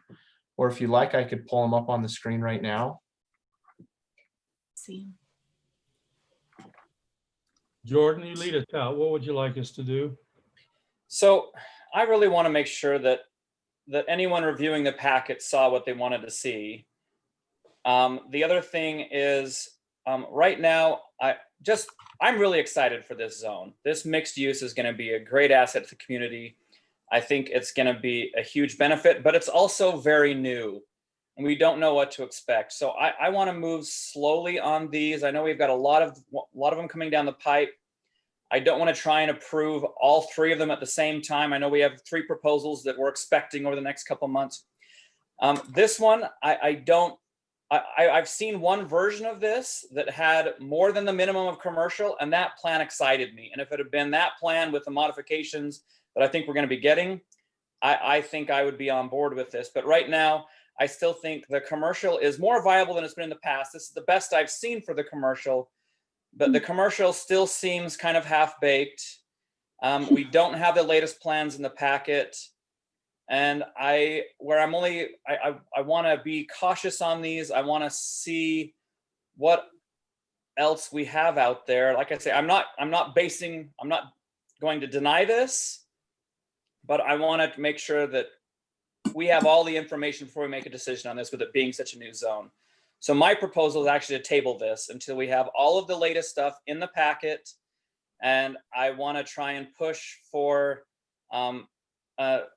to make sure that the commercial is well thought out. Like I said, I still think there's one shop that a parking lot doesn't service. They have to walk around another business to get to it. It's just, I don't feel that, I like the designs, but I think the commercial is still lacking in this proposal. So right now I'd either table it, or if we go for a vote, I'd probably be a no. Talking about this one right here. Yeah.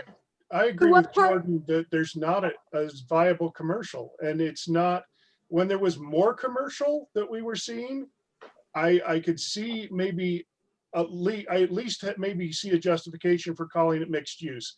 At this point, there's not even enough commercial in here for me to consider it mixed use. This is an apartment complex that has a shop in it. Noah, this meets the square footage for the record or for the ordinance that we all agree to, correct? For this commercial? Yep, part of my Exceed- job is I've evaluated the plans for compliance with the ordinance. But having Once said that, again, if it's this is a- all we get, I'm saying it's not enough and the ordinance is flawed. Yeah, when this was pushed to us, we said, you have the opportunity to take a look at something, and if you like it, vote for it. And if you don't, you don't have to accept it. Yeah. True, And that's this true. isn't I'm enough fine for with me to that. accept. I'm just clarifying the amount of commercial actually, technically, according to what I've read, exceeds the requirement. Oh, I don't So- think it exceeds it. Yeah, well, that can Can you be give us the numbers, Noah? Excuse me? Can you give us the numbers? I can't, Sure. or maybe Nate. I don't know. 4,500 square feet is the proposed commercial. It's right here in this table. And based off, they do the math for you right here. And that's the part that can be confusing about this zone, is that part of it, you're asking for a lot of information up front. So it feels like an administrative type thing, but it is a rezone. So you don't have to approve it if it meets the letter of the law. You're considering the approval standards that are in our ordinance that include things like whether or not you think it's appropriate for the neighborhood and the right time, and so it's still a legislative decision. You don't have to approve it just because they meet the ordinance at this point, but part of my job is to analyze that for you. And so right there, yeah. It meets the ordinance as it's written, but like Dave mentioned, if that's all that ordinance is required, that's a legislative I'm debate just clarifying. question of whether or not that's enough or not, so you guys. Right, but I'm clarifying the fact that it's almost 300 square feet more than what we've required. Yeah, Sure. And like I said, commercial is not the only reason I'm saying that. I'm just saying I get it. that I it's just wanted to not the clarify. best. I've definitely seen better commercial units than what we're getting out of this. Like I sent an email to all these developers saying, here's what I think good commercial looks like. And so far I haven't seen that. What did you suggest? I said that if you want a business to succeed, you should try and accommodate some type of drive-through. I said they have to have easy access and parking. Right now, it looks like there's actually 4 units and 3 of them have parking. The 4th one, you got to walk around a little bit. But the 2 that have parking are the smaller ones, but they're not frontage. And so, can I speak to the commercial a little bit? I'm sorry to interject. Is that appropriate? Council, would you like Me, to? yes. I'd like to hear from Nate. sure. Please.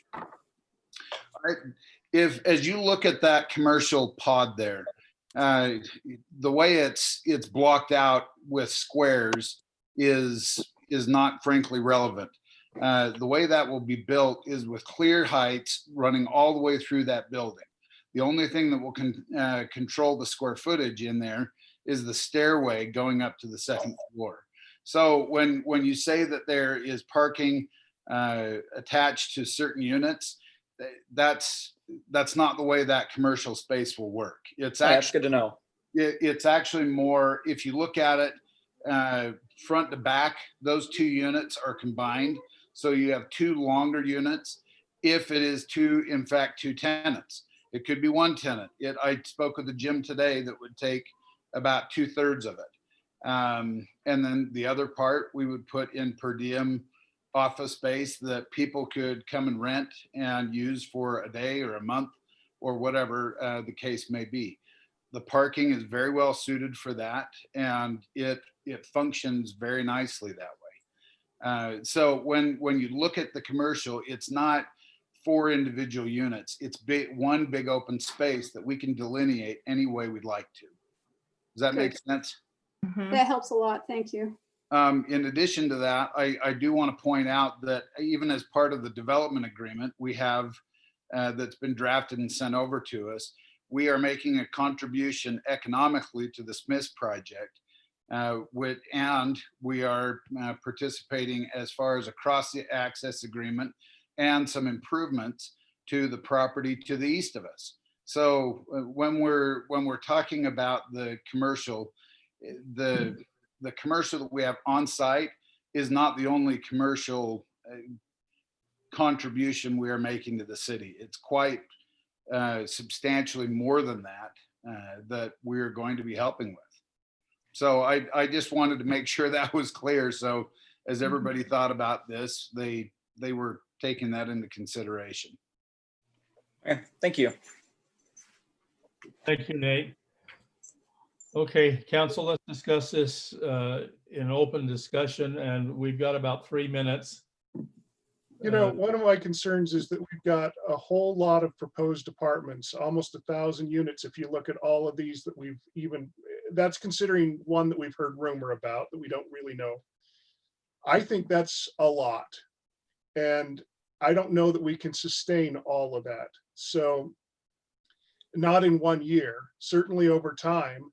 So the question is does this look like the best use of that resource? I mean, is this the best way to attack that? And I think we could do better. So when you say sustain, what do you mean, Dave? I think that if we approved 1,000 apartments, even 800 apartments in 1 year, that they wouldn't all rent. I mean, they would over a 2-year period or so, but I don't think there's that much demand. And I don't think that they certainly think there's a lot of backlash that will come from that kind of development. I would prefer to see us do this a little bit in stages and learn from it as we go. Learn what we need to do to the next one to make it better. And frankly, this isn't the best I've seen.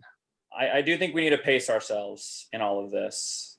How long does it take to get an apartment complex and a mixed use development up and going and renting and fill the commercial space? Well, Nate told us last time that he was anticipating 18 months to build. And even whether it's a year or 18 months, again, everyone that starts at the same time has the same timeline. So my point is not about how long it takes this one. It's about if we start 800 units at the same timeline, can we really sustain that much at once?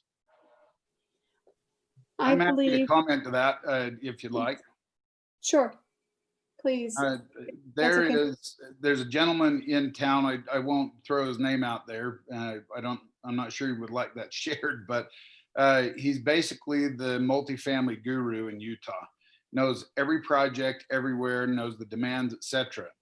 When a number of these other projects started coming up, I had the same concern, Dave. I was worried that we would build this and there would be too much supply, not enough demand, and we had a problem. When I talked to him, I addressed that issue with him, and he said, Nate, there's so much pent up demand, especially in Syracuse, that you could bring on 700 or 800 units and they would absorb almost immediately. And this is coming from a guy that knows literally every project in the state and what stage they're in. So he's the guy that really can answer that question. And he told me there is absolutely no problem. I'm not suggesting that you approve all at one. That's not what I'm saying. But as far as demand is concerned, there is a ton of pent up demand. Well, that addresses one part of that, but the other part of that is, what do we learn after the first one goes in that we could do better on the second one instead of doing 800 mistakes at once? And so I'm suggesting that we probably shouldn't approve 4 in 1 year. That would be too much. It's too much risk. The question at this moment, right, is this item before us, correct? Yeah, we need to evaluate each application as they come, and if you Sure. guys want to, you know, that's up to you. If you do want to say if the timing's not right or you want to wait, that's okay. I understand. But each application needs to have its own time in the sun and its own evaluation. But I fair think. enough. Go ahead, Jordan. I think the design is looking really nice. I like where it's going. I like the gables. But I do think, for me, I just want to make sure that we have the latest plans in the packet. I know we've tried to be as clear as possible, and I don't want to punish anyone for this. That's not my intent here. But for me, I do have I do show these to people to kind of get their feedback. That's how I kind of gather information. Yeah, I do And too. right now, I didn't have it to show them until I had it on Thursday. I mean, we got it by email, but it's just, it needs to be in the packet. If anyone's looking at it. Yeah, if it doesn't match the packet, we don't even know which the official one's going to be on the night of the vote. So That's my kind of opinion where I is, am. if it doesn't show up in the packet, I can't vote on it that night. Yeah, so I don't want to punish Nate for that, but I do want to make sure that everyone understands that we are using the packet for not only us to review, but to show to people. And the packet is the official thing that we're approving. I don't like doing, it's the packet except. Yeah. So for me, I would propose a table. Make that by and let's get the plan out. Make that by to the people. Yeah, I motion that we table. I don't have it in front of me. If someone wants to call it out. Yeah. I don't have it. Looks like table, is it 2015. It's 2020-15-15. Thank you. 2020-15. Just till the next session to make sure we have the latest plans to be presented to the public, and we can make a more informed and updated decision. Thank you. Do I have a second? I would second that. Yeah, I have a second from Seth. Any further discussion? Yes. So real quickly, if I'm asking, so Nate, as far as the additions to the most recent version, what are we supposed to be looking for in this one? Are we going to get, is there anything particular or major? No, the version that Noah has there in front of you, that's the final. There were little details that Noah made suggestions on to comply with the ordinance, which we have made. As you look at the windows, there are quite a few different window sizes and shapes and types. Noah and I love the man. We have a little different opinion on that. So, but I think we're there. I think what he's showing you right there is what will be in the next package. Perfect. Okay. Yeah. Thank you. I want to speak up really quick, Nate, and say I really appreciate your work to make this a good introduction into Syracuse. I know that you've gone through several incarnations of our elevations, and you've worked hard to give us something that is appealing. I also appreciate your I think we need to be really careful that we don't say, here's what we'd like for commercial, but then when somebody gives it to us, or even more, that we say, it's not, you know what, we made the mistake, and we keep asking them to compensate for our changes. So I do appreciate what you've done for the commercial, and I like the parking on that west side. I think I agree. That was what we asked for, and you gave it to us, and I appreciate that. And I think it differentiates where the commercial starts or ends, and where the the areas of living would go. And so I just want you to know, I like everything you've done, and I would like to be able to show this to people and get feedback, but I think you've done a great service to us. Council, we have a motion before us to table. We've had discussion. All in favor? Aye. Aye. Any opposed? Cassie, would you record that as unanimous? Before we move on, could I think I got the answer, but we brought up the window thing. Just, so you think it's fine? I do, but that's just one. Everybody? So did we also address the trees? Just there was a public comment about more trees on the borderline. It looked like in the rendering we just saw there was, but obviously to be Yeah, determined. it showed more on that new rendering.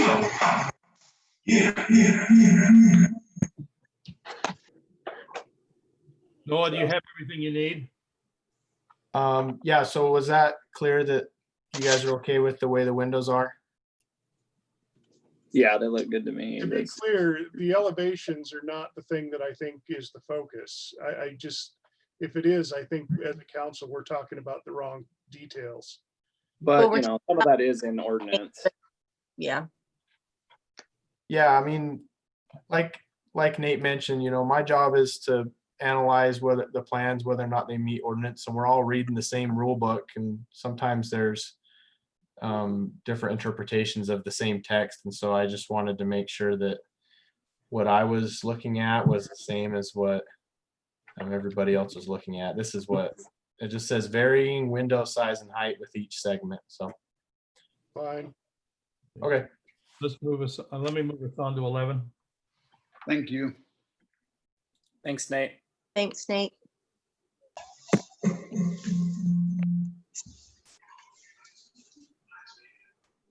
And I'm going to keep us Mayor? board council. Yes. Sorry to interrupt. Just really quickly, I missed an email in the reading of the public comments earlier. Yes. Are you okay if I hurry and read that in just so it doesn't get skipped? Can we read it? We do have a public comment session at the end. Can we read it then? Well, it's just about this item, and it was submitted in time to be read at the first of the meeting, but it just didn't make it into my packet of emails. Yes, please go ahead. Okay, sorry about that.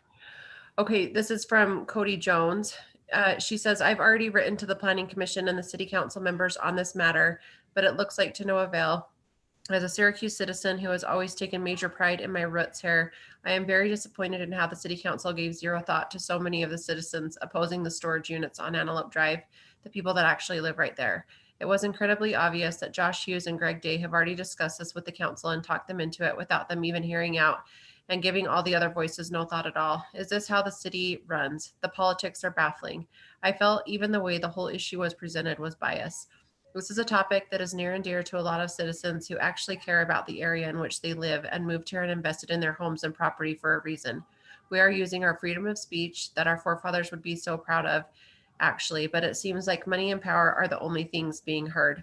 I would love for the city council members to actually sit down and read all those opposing emails and the heartfelt words that went into them, the concern and time and thoughts that were voiced. I would also like to thank Dave Mon for doing his actual job and listening to the opinion of the people. I don't need to go into all the reasons we don't want the storage units on that property. That is, yes, right in a neighborhood surrounded by houses on all sides. Those reasons have been voiced too many times to count. Please listen. It isn't that we don't support families with small businesses. That's just ridiculous. It's what they bring with them for many years to come. They are never upkept nicely as they age. They do bring crime. They will bring more and more commercial building. We are not okay with that, and we have every right to say it and to be heard. Thank you for your time, Cody Jones. Thank you, Cassie. Okay, let's move on to that item. okay. Request to amend the general plan and zoning map for storage units. So this is proposed to go from R1 to neighborhood services. Obviously, we've spent a lot of time on this tonight, and we've reviewed what Planning Commission's recommendation is, and there's been a lot of good points for and against it. I've included as many maps and analysis as possible to help you in your decision. I'm sure the applicant's here. I'm here if you have any questions about the use or our general plan or any of our city plans if you want me to comment on, but I think we, No, sure. can you pull it to the map, please, first? Just so we Sure. can view it where it is. Thank you. This map? That one would be great. Yeah, expanded maybe a little bit. Thank you. You mean pull out or? Yeah, no, that was perfect. Oh, Good job. okay. Lisa, we've discussed this a lot. Do you want to lead us out here? Yeah, we have discussed this a lot. There are a lot of considerations here.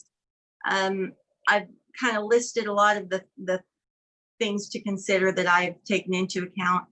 I know that a lot of people have said that this has been zoned low density residential, which is correct. Something that we did that was a mistake that happened to some members of the city is that we zoned their property early before it was before they requested it to be changed according to what they wanted to do with it. And so it was zoned as empty property as commercial, which meant for many years they were paying commercial taxes on it. So something that, from my understanding, we adopted as a city was we recognized that we didn't want to dock people for owning property in areas that would eventually be commercial. We kept them zoned on the lower end of tax requirements so that they weren't paying exorbitant amounts on areas that weren't even developed yet. So one of the things people have been discussing is that it's low density residential, which it was at one point, and it is currently. But that isn't to say that there wasn't an intention to eventually, once there was a request, to zone it otherwise. We have a lot of property along 1700 that I believe is going to be changed from low density over to commercial over the course of the next few years. I think we're expecting in the next few years to turn a 2-lane road into a 5-lane road going down to the lake.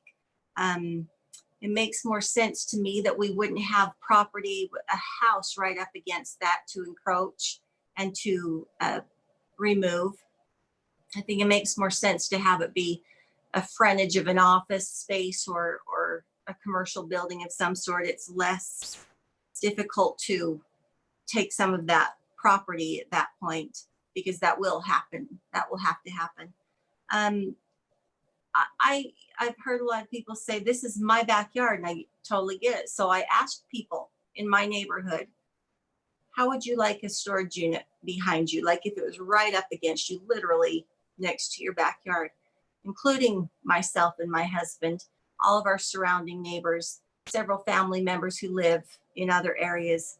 And in every case, we said that would actually be a good neighbor. That's my personal opinion. I believe that having something with very little traffic, with what we have seen on the plans, it looks like it's something that is going to be beautifully done, well landscaped, and a good barrier between a busy road, what will eventually be a busy road, to the homes within. So I think that it's actually a really good segue onto a busy corridor. We've talked about highest and best use. I don't believe that's mine to decide what a developer is willing to do with this property, especially somebody who's willing to put up their own funds, millions of dollars, in order to develop in our city. We can guide and we can direct and we can zone, but we can't decide what business they're willing to build is something we consider highest or best use. I might consider something a highest or best use that is an infringement on those surrounding neighbors, where somebody else might think it's a wonderful idea. But what we have before us is what we have to make a decision on, not on something that could eventually come in the future. Would I like them? Yes, I would. I would like them behind my home. We've had a lot of comments also regarding if we're putting the almighty dollar ahead of neighbors, and I absolutely balked at that suggestion. What we are charged with in this city and as city council members is to try and maintain a standard of living for everyone. And that includes taxes. That includes what we're bringing into our city. When we have big businesses leave, we're charged with trying to compensate for that discrepancy in sales and property taxes. And so we do have to keep that in mind. I know that there have been big discussions about Walmart. So many people up in arms about it. I know there have been huge discussions about literally every zoning change and every possible development because it impacts people. Totally agree, it does. It impacts people. And we will continue to be impacted. The West Davis corridor will impact us. The changes in 1700 will impact us. The increase in property taxes and values and homes being built and people coming to our city, all of it impacts us. I consider this a benefit to our community. I don't think it is any kind of an eyesore driving down 1700 to see this. I've seen homes that are far more embarrassing than this would be, especially if it's well maintained.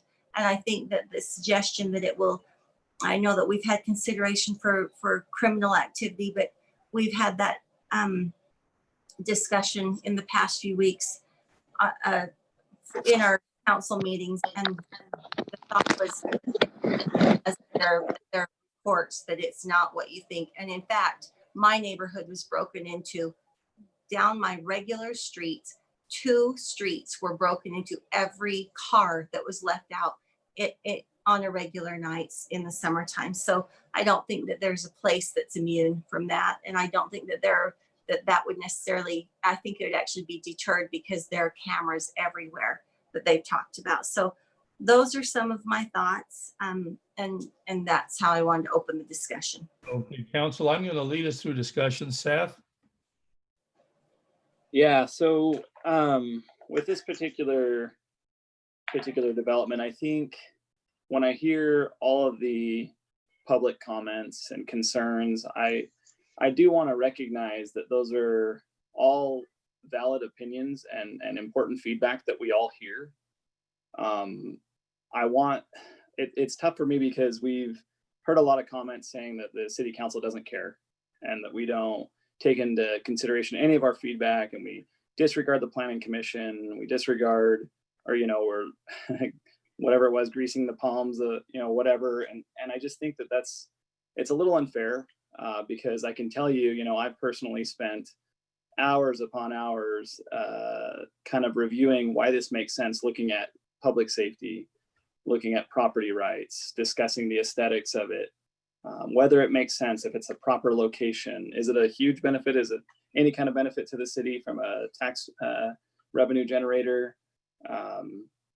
What's it going to impact in traffic on Antelope and as that expands? And I just think, we've talked about even the beautiful landscaping in the front, and then when they expand Antelope, potentially we would lose that. And I think that the developers are willing to set the project back enough to make up for that. There's been other discussions around potentially adding additional leasable space there for other commercial development. So it's very hard because I think first and foremost, we have a project in front of us that wants to add a benefit to the city. And I'm willing to commit our time as a city council to make sure that they do it right, that it's a beautiful project, that it can be a benefit to the city. And I think most of those concerns will be alleviated as the project moves forward. So I would support it. All right. Thank you, Seth. David? Well, first of all, this road is not going to be widened all the way out yet, because when I talked to Rex Harris about this, I've been begging him for a year now to go all the way to the Antelope Island gate. And I know that other city members have been saying the same thing. Right now, it's only scheduled to be widened to 3,000. And I did finally hear from him in the last few months that they're considering going to 3,500, which would be Doral. But I don't know why they have to stop and start this project every 5 blocks, but that seems to be the way they've done it.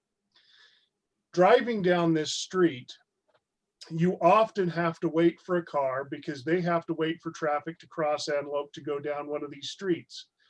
It's not really a big deal. It's okay.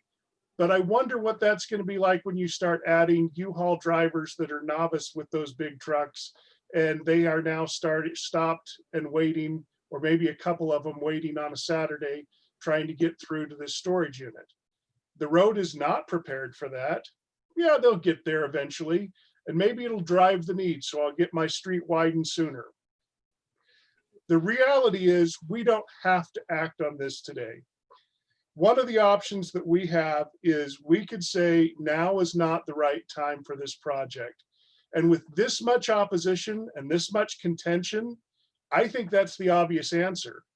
There's so many people upset about this. We could wait for a season and review this a little later, because right now you've got a lot of people angry, and you know, I don't know that we really do have the best option. I actually had one of those comments that had written in to say that he had decided to approve. I wrote back and I said, and he said he approved because it was the best of the options. And I said, do you happen to know that no other option has actually been presented to the city? And he said, no. How come nobody knows that? I mean, the truth of the matter is we haven't considered anything on this property other than leaving it R1, which has been a farm A1, or the storage units. I think there are other options, things that may work better for the community. There's certainly other possibilities. I would say the best thing to do is just to wait and learn more about this before we just plow forward. Clearly, there are a lot of people who are not happy with this. Thank you, Dave. Jordan? Thanks, Mayor. So, first of all, I want to thank Greg and Josh. I can tell you guys have put a lot of work into this. I can tell, you know, the landscaping in front, I think that would be just beautiful. I think that as you go through, and I think there is a place for storage sheds near homes. Where I used to live, that there were some not too far away, and we used them, and they were a great asset. I didn't like driving clear across town. Now, all that being said, I'm going to address the landscaping first. There is very little incentive to keep landscaping around storage sheds looking nice. I know that the current people live right next to it, and so that is fantastic. My concern is that there is no guarantee those people will be there 10 years from now. There's no agreement where these guys have to remain the owners. My concern with all of this is that, well, first of all, let me say, I don't know how many people know this, but the area around our city center, which is the Thai Jasmine and Gin, some of my favorite restaurants in the community, there's a stream in there that was landscaped in. There is quite a few little planters in there that have been overgrown, that are now weeds. And this is in front of businesses. If there was some type of guarantee that this landscape would be beautiful 30 years from now, then heck yeah, this is a great idea. But there's not. I don't know what Greg's and Josh's kids plan to do. I don't know if they plan on maintaining this and they want to keep that landscaping nice if they don't live in the neighborhood, because that's a lot of money that, and I know that there's not a huge margin on storage sheds. So my concern is landscaping will not be as shown in the PowerPoints. I think it will for like the first 5, possibly even 10 years. But as has been stated, this is along a major corridor in our city. Storage sheds historically have not been something you drive by and say, wow, look at those storage sheds. Those are gorgeous. And so I just don't see this as a great location. Do I think that these could fit in the city? Absolutely. I think this is a resource that we want in our city. And that's why we have two other developments in front of us that I like better than this. And so I don't see a reason to accept every single proposal that comes in front of me. Now, we've had the highest and best use. Storage sheds are better than residential as far as money generators for the city, but that's not my only motivation. Do I think this could go commercial? Absolutely. Are storage sheds great for commercial? No, not really. So as the proposal I've seen in front of me, between the opportunity for this beautiful landscaping to end up not beautiful, I think that's actually a risk I'm not willing to take. Is this the highest and best use? I don't think so.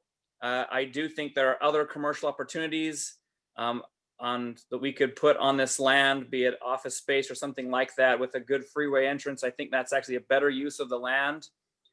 But so on that note, with those things in mind, like I said, if we could guarantee this would be beautiful for the foreseeable future, I could see that. And lastly, I just want to reach out to those neighbors. Please know that we are listening. I can't count how many times I've been called a liar and a cheat because I disagree with someone. Please know that because I may or may not agree with you does not make us stupid or idiotic. We do love to hear from you. We love your comments. We want to try. We would love to make everybody happy, but guess what? We can't. But please know we are listening. We want to try and make sure that we are taking the best care of the city as possible. And one of those things is revenue for the city. We have to be cognizant of that. So I've never accepted a red penny for any development. I don't plan to. If you think there is some type of corruption going on, don't hesitate to call the state attorney. You should. If you ever have evidence of that is not okay. So please know that we are trying our best. We are neighbors and friends of a lot of people, and we are trying to do the best we can for the community. And for me, on this particular project, that means I have to vote no. Corinne? Thanks. Okay, first of all, I just want to clarify, the statement was made that Paul's was grandfathered, but actually Paul's was located up by Banbury for, call it forever. And then he moved down to where he's located on 4,000, just next to 4,000, probably about, is it 5 or probably, do you think 7 years ago, Mayor? It's closer to 10. Closer to 10, about 10 years ago. So we moved down there. So there really wasn't a grandfathering of that situation. Just wanted to clarify that. And frankly, that was controversial at the time too. So was Walmart when it was built. And so was Sunset Villas. A lot of people claimed that Sunset Villas was going to decrease the property values, and now everybody loves that retirement place. And I can't think of Syracuse without a Walmart, and I'm grateful we have it. There's definitely been a lot of feelings that we don't listen, and I definitely want to say that is not true, that this job is definitely stressful, and especially when you're considering other things that are involved with this. And I have to say that the area, I live right down there next to it. I know many of the people who actually commented in these letters tonight. I cannot see how this is considered to be residential, to stay residential. We've almost every single one of us have stated that this will be commercial, and that there's no way that anyone's going to build residential in that area. It's just unrealistic. And as far as a nice, quiet neighborhood business, I think this is a very good option. And it might not be popular, but the resounding voices have all said, well, keep it residential or keep it a field, which is also not realistic. And so we have to take all those things into consideration and let the chips fall where they may. Mr. Day or Mr. Hughes, would you like to address the council? My name is Gregory B. Day. I live at 1812 Doral Drive. I want to thank the council for your consideration and thank the public for joining us tonight. These meetings tend to be very long and there's been a lot of weighty issues discussed. I did apply for the general plan amendment and the rezone to neighborhood services and the conditional use. The one thing I wanted to clarify, and I thought this was brought up in the public comment, but I didn't apply for an industrial use. I applied for neighborhood services. And I think that's an important distinction because there's different uses allowed within an industrial zoning that are not allowed within the neighborhood service zone. As I reviewed those and we considered the application, that was very important to us because we didn't want a use that would be in there that we felt would generate any sort of negative impact. And neighborhood services, as the name implies, we felt was a very good use. I'm open to any questions that you may have. I've got my presentation that I did last time if you want to see any more items or just any questions in general. Council, do you have any questions for Mr. Day? Greg, can you speak to the landscaping, the concerns maybe that Jordan brought up, as well as the widening? Yeah, yeah, that's a great question. So very early on, we consulted with UDOT, as this is adjacent to SR 127, and UDOT has plans of moving a lot of traffic. I think they're making some improvements down at Antelope Island to widen the entrance gate down there. Early on, we consulted with the Access Management Group, and we had a pre-application meeting. They informed us that the half width of Antelope would be 50 feet, meaning we would give up 50 feet. Following our council meeting last time, there had been some express about just the long-term maintenance of that landscaping. And so I did talk with Mr. Still and the planning director following the meeting, and he said, well, hey, in other areas, it's 55 feet or 110 foot width. That would allow for a 5-lane road. So we did go back to UDOT to confirm that. So we spoke with someone else. It may have been Mr. Harrison there at UDOT, and he did confirm that Antelope, they believe, will be a 110-foot right-of-way width in the future. They don't have a timeline, nor did they share it with me. Maybe they've shared it with some members of the council, but we would be required to give up at least 50 feet, and we will give up more than that at 55, just in case there's future widening above and beyond what they initially told us. So the reason I think that's important just is that landscaping out in front, what happens is when a road's widened, they tend to take out some of the fringes. We've seen that with the junior high school there on 2000 and some other businesses and different homes when they widen Antelope further east. And so we want to make sure that's planned for so that landscaping can be preserved and protected if and when they do widen Antelope to be a 5-lane highway. We did talk about going to a 7-lane. They have no timetable at all going to a 7-lane, nor would they require that. That would be an additional 24 feet above the 110. So Seth, to your question there about the landscaping, what we want to do is set the buildings back an additional 5 feet, just so that we can protect any of that from future widening. Okay, thank you. Corinne, you're muted. Oh, just wanted to, sorry, really quick, ask a question about the office space and along the front there. If you would clarify that, Mr. Day. Yeah, that's a great question. As you've heard, a lot of the public and a lot of our neighbors, a big concern is the commercial creep. A lot of people moved out here, trying to get away and like the rural setting. And so as we kind of looked at this, seeing how we're adjacent to Antelope and how it really does make a lot of sense to be a commercial type use, we felt storage unit was the least impactful because we could control the height of it, the traffic's very low, etc. That being said, we do understand the highest and best use, and we're sort of balancing between maybe what would benefit the overall city in terms of taxes or services versus how can we best integrate it within the neighborhood. And so initially talked about more office up front. We kind of, we pulled that back because of some of the feedback we'd received.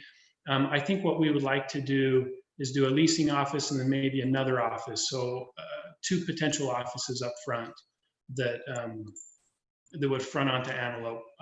The traffic wouldn't be very much generated, but we think that that may be a good compromise that we're willing to make.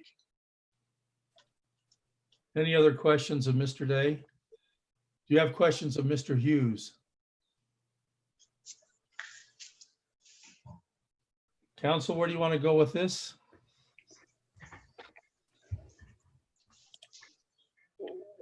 I'll make a motion to deny. I have a motion to deny. Do I have a second? I'll second. That's Jordan.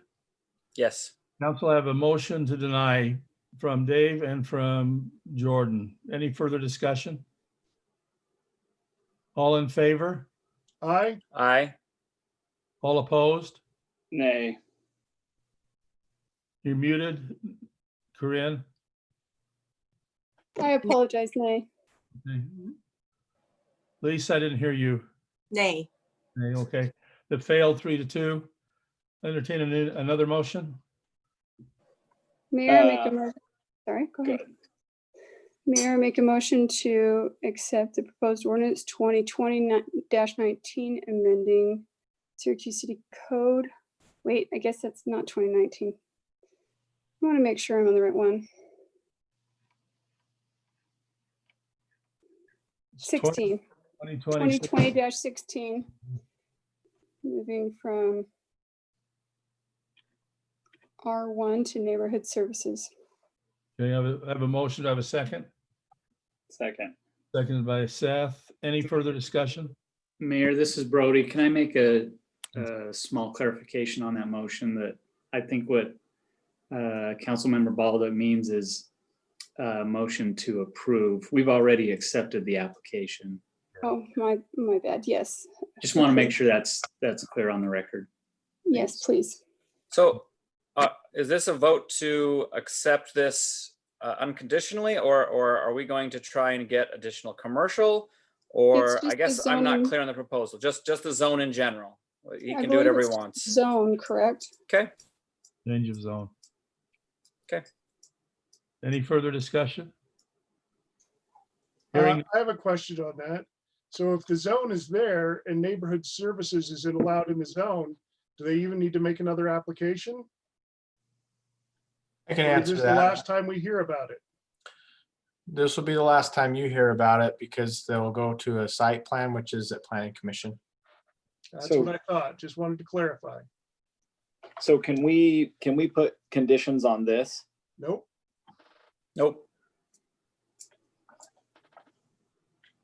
As long as they meet the zone, they can build whatever they want. That is That's true. that's the but I- importance of this vote. But I also believe that the risk that is being taken, considering the opposition, is definitely going to be honored. And I'm really not worried about the integrity of this situation, despite people's opposition. Council, I could just interject briefly. If we wanted to do conditions on a zone change, you can use a development agreement to do that. That is a vehicle if there are specific things that you're concerned about preserving, but it wouldn't be tonight. You'd have to draft it. But according to what Noah just said, we would not see this again. You would not. No, yeah. So I'm sorry, did I miss the vote or did the vote already happen? No, it No. hasn't. No. I was under the scenario where they don't put any conditions with the development agreement, then it would just go to site plan. If you guys wanted to explore conditions that would go in a development agreement, like Paul was saying, you'd probably need to tell us what you want in a development agreement, and then Paul would draft something up and then we would look at it, that sort of thing. Right. It would occur simultaneously with zone approval. So if we wanted to amend this and do conditions, we could say that there would be something in place for landscaping specifics, or we could say that we wanted to make sure there's an office space addition to this. Is that the kind of thing you're talking about? Correct, yeah. If you want to have that kind of condition, you could achieve that through development agreement, yes. But Council, Paul, let me make sure I understand though. The action that would be required tonight would be to table this and bring them both back for a vote, right? The development agreement would have to be tied to the zoning.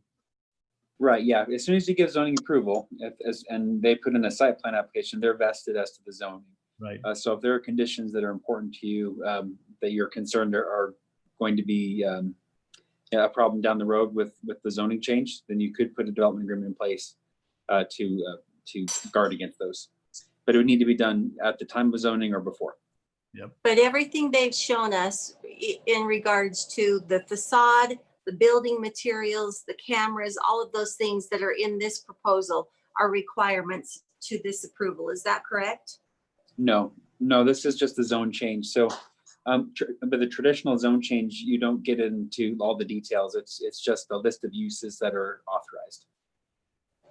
So does we have no more control at this point? Well, you do. You have your land use ordinances that get reviewed and enforced with the site plan application, but a site plan is an administrative review, and so as long as they meet those rules that we've already set aside, which it is a conditional use, and so there could be conditions placed on their approval when they go through with the site plan review with planning commission that could be placed on it, or like we were kind of exploring, we could do and approve with conditions and really spell out what you'd like to see. But Paul usually discourages us from trying to negotiate because in agreement you have to have, the developer needs to agree as well. It's a little different than maybe having findings. really quick. You have findings that you want to see certain things before approval. That's different than having a mutually agreed on conditions of development agreement. I think dragging this out is going to actually just be problematic for everyone involved with feeling so high. So I, like I said, I have full faith in the development being as proposed. Have a But I motion. want to be clear that any conditions that we saw in here that are above standard will no longer be required. Then can we have the condition stated that it must be according to the plans that we have received? So Is the developer willing to sign up to that? Because that means they can't change anything. Those plans haven't been reviewed for compliance. They're not part of their application. I think they're just using those as visual aids to kind of communicate what they want. But you have to see. I think all of the things that they've said that they're going to do, I think, and I don't want to speak for Greg, it sounds like they're planning on doing it, and so they would probably be okay with enumerating those things in a development agreement, like the landscaping and the office and the cameras or any of the other things that they've kind of already showed you and promised you. But like I said, I don't want to speak for Greg, but I would assume that he showed you those things and he'd probably be willing to put that You in. recognize, Noah, that in the past, there have been people that have drawn them and then said, oh, but I found a problem. Totally. Yeah, it happened. I understand. Did I ask Mr. Day to come to unmute? Yeah, speak to that. I have no problem making commitments. What I've shown is what I intend to build 100%. I have zero intention of doing anything different. I have an application for a conditional use for storage units that's already been applied for at the city. And I'm more than happy to make conditions on that application that reflect exactly what has been discussed.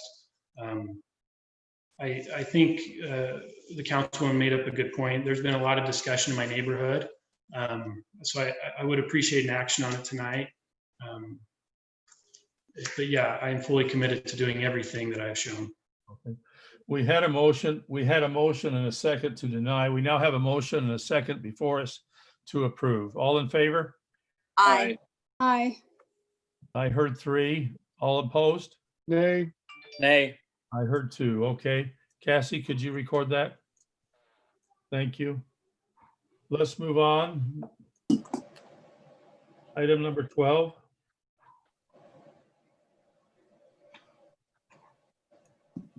And maybe we can talk 12 and 13 together, do you think, Noah? Sure, they're connected. I think we have a formal application to amend this ordinance, so I think we'll need two separate motions if I'm not mistaken. But they are interrelated. We have Colby Anderson. He's interested in building a climate controlled self-storage near our town center.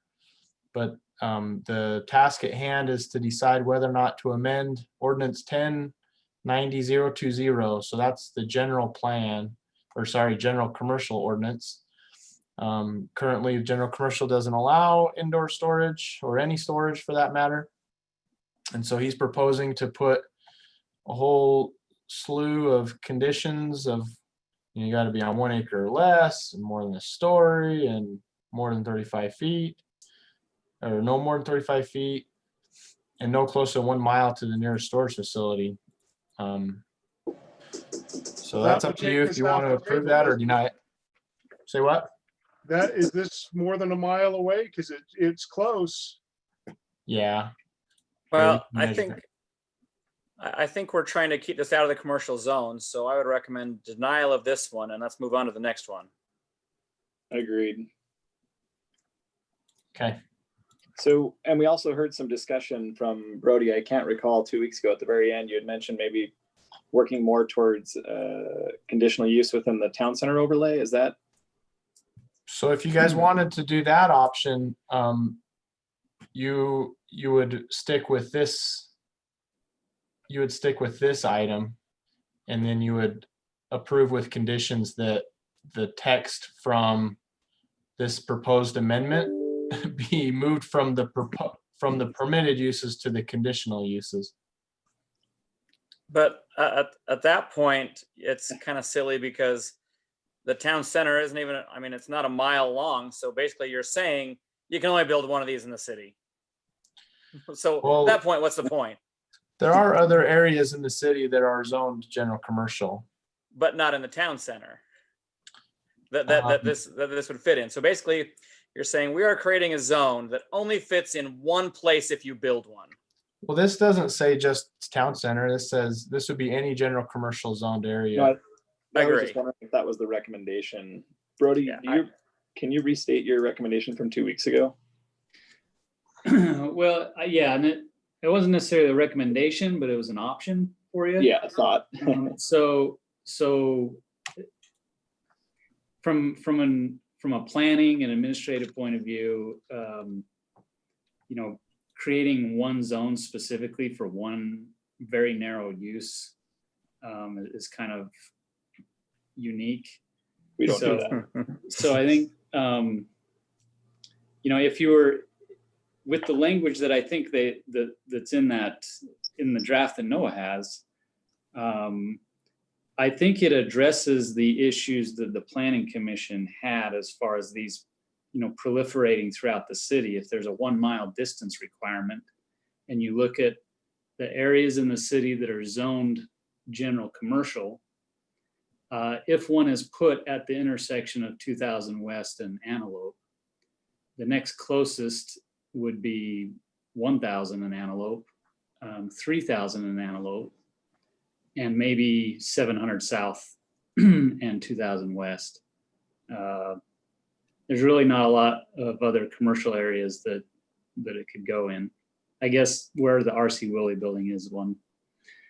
So there are other places where they could pop up, but the 1 mile distance does limit it, so they don't just. I think the concern Noah brought up was having an excessive amount of these in our town center, in our primary commercial areas.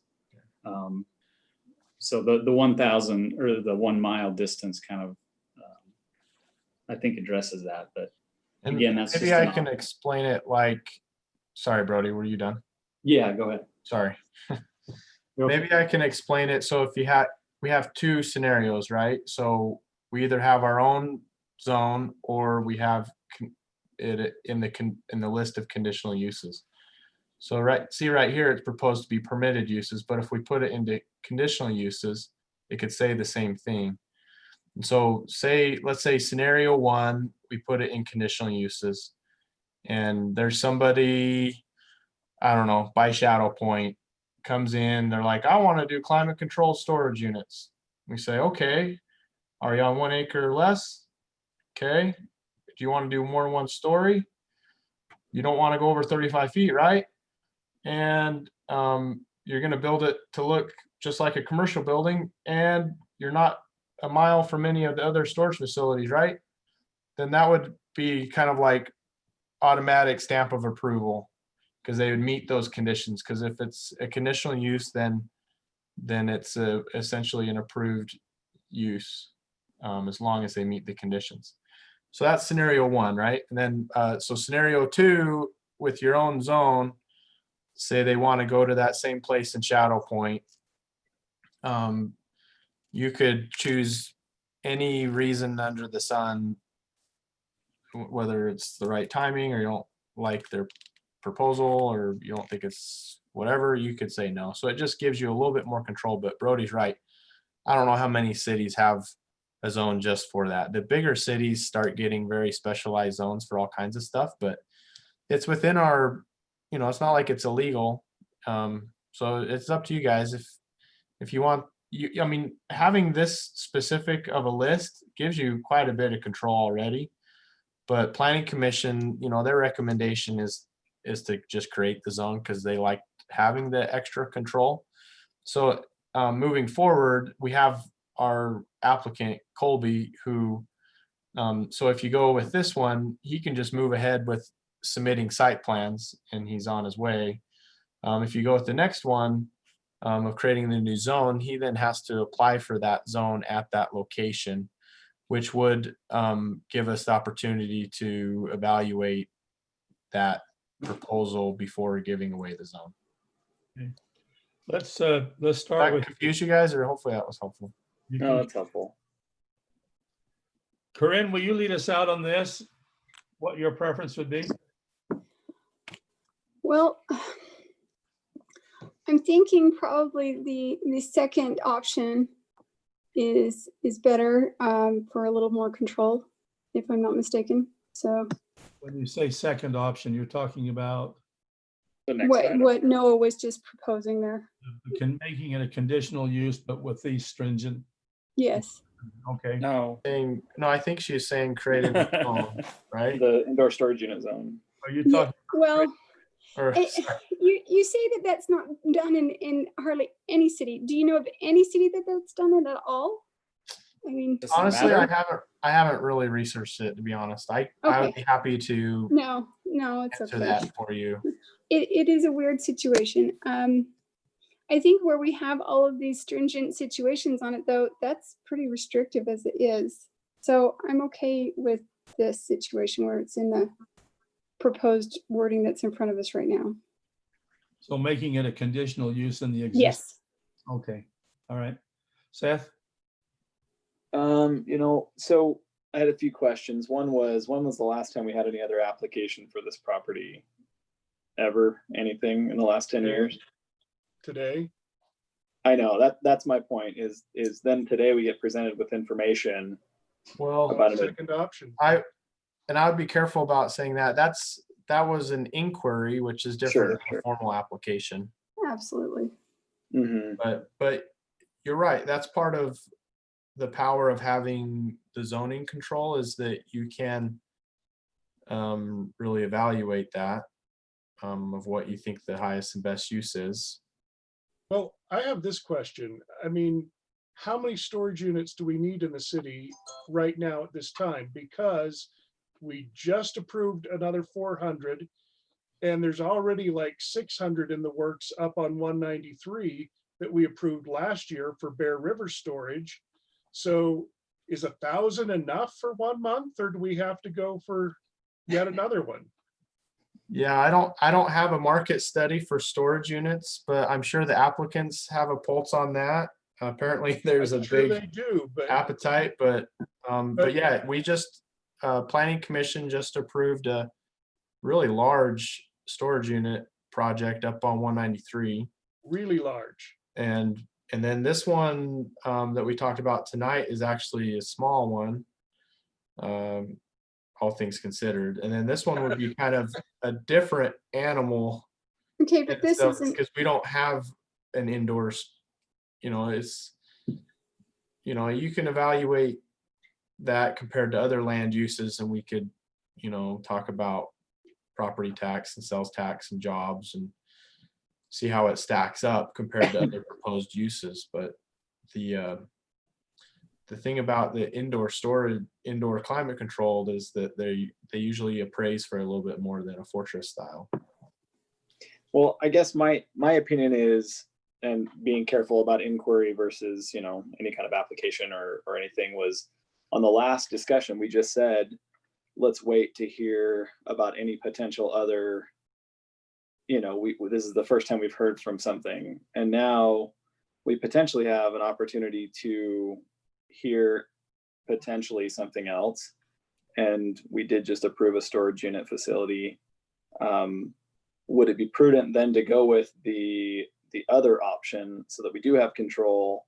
And then if, it makes sense to go with this storage project, we move forward with that specific zone. And if it doesn't, then we've got other items to look at or compare general concepts to. Yeah. So under that scenario, you would create the zone, the applicant would apply for that zone, and then you would decide whether or not to grant the zoning. And so that does buy you time. I know it's weird, and I don't want to just do something that's arbitrary and a little bit unique for the sake of things, but it seemed here it kind of makes sense to me. You're saying that you would prefer that we create the zone. Yeah. Okay. Lisa, and then Jordan. I think it kind of seems restricted to have there be such a specific zone, because it really does decide already where those things are going to be and what we're putting there, when it could be other opportunities for other businesses. So I don't think that we need to be quite so limited in scope. So I would rather have it be a conditional use, I believe, is what our other option would be. Is that right? Yep. Yeah. That's my thought. All right. But if you wanted to hear further information about the inquiry that and it's not like it's a secret, there's other uses out there. If you didn't want townhomes, I'm sure there's a handful of people that would build condos or mixed use there. So if you would rather have that, then creating it as a permitted use doesn't, as long as somebody wants to play ball with the permitted uses, you can't tell them no. But on this situation tonight, though, right, we're talking about changing the ordinance, correct, rather than the specific land. Is that correct? That's right. We're not talking about any application on the town center land. We're talking about what are the rules for general commercial zoned areas. And it just so happens that the area that we're talking about is already zoned general commercial. Which means that at this point, if we change the text, right, there's no further discussion, it just happens. Right. As long as it meets the conditions and they submit a site plan and they meet the ordinance, we can't say anything about it. Jordan, I'd like to know where you are in relationship to the zone or as opposed to a conditional use. Okay. Thank you. And then Dave. Thank you, Mayor. I'm kind of the opinion that when it comes to storage sheds, they're generally not the highest and best use. And so I would prefer that, I don't consider them an equivalent to a lot of the other items on the commercial list. And so I would actually prefer that we don't put them as a conditional use and actually move them into while yes, it's a unique zone, that there's nothing wrong with being different than another city. We're not creating any issues for ourselves. We're just giving ourselves the ability to get a preview of something before it just goes in. And I think this is one where I would like that control. And so I would prefer that we deny 2019 and approve 2018. I'll leave that out of You the have to order. make one motion at a time there, Jordan. I know, but I'm just telling you. So that was not by way of motion. I didn't want to make a motion before you got your turn to talk. I'm just telling you that would be my preference. Okay, you're standing with Seth. Okay, Dave, break the tie. I'm going to go with Jordan. I don't think that we want to. I think it's too loose to just make it a conditional or even permitted use. And I think that if we're going to do it at all, it should be a zone. But I got to say, I don't know how many I want to do of these in one night. I mean, do we really need storage units everywhere? I'd like to do economic development that's not storage units. And that's the beauty of the specific zone, right? We create the zone. I agree. Yeah, And you guys have made some really good arguments, and I appreciate it. Thank you. Okay, it appears to me like that to just change the wording of the current ordinance it would be denied. Can I have a motion? Motion to deny 2020-19. Okay, I have that motion. Do I have a second? Second. Any other discussion? All in favor? Aye. Aye. Lisa? Yeah, aye. Okay, so that was unanimous. See what we accomplished? That was super. Let's go to establishing a zone of its own, okay? Motion to approve storage unit zone. Okay. 2018, second. All right. Seth, have a second? Just want to get us ahead of it. Have a second? I seconded it. Okay, Jordan, any further discussion? So by approving this zone, we're not approving, he's still got to apply for it. Right.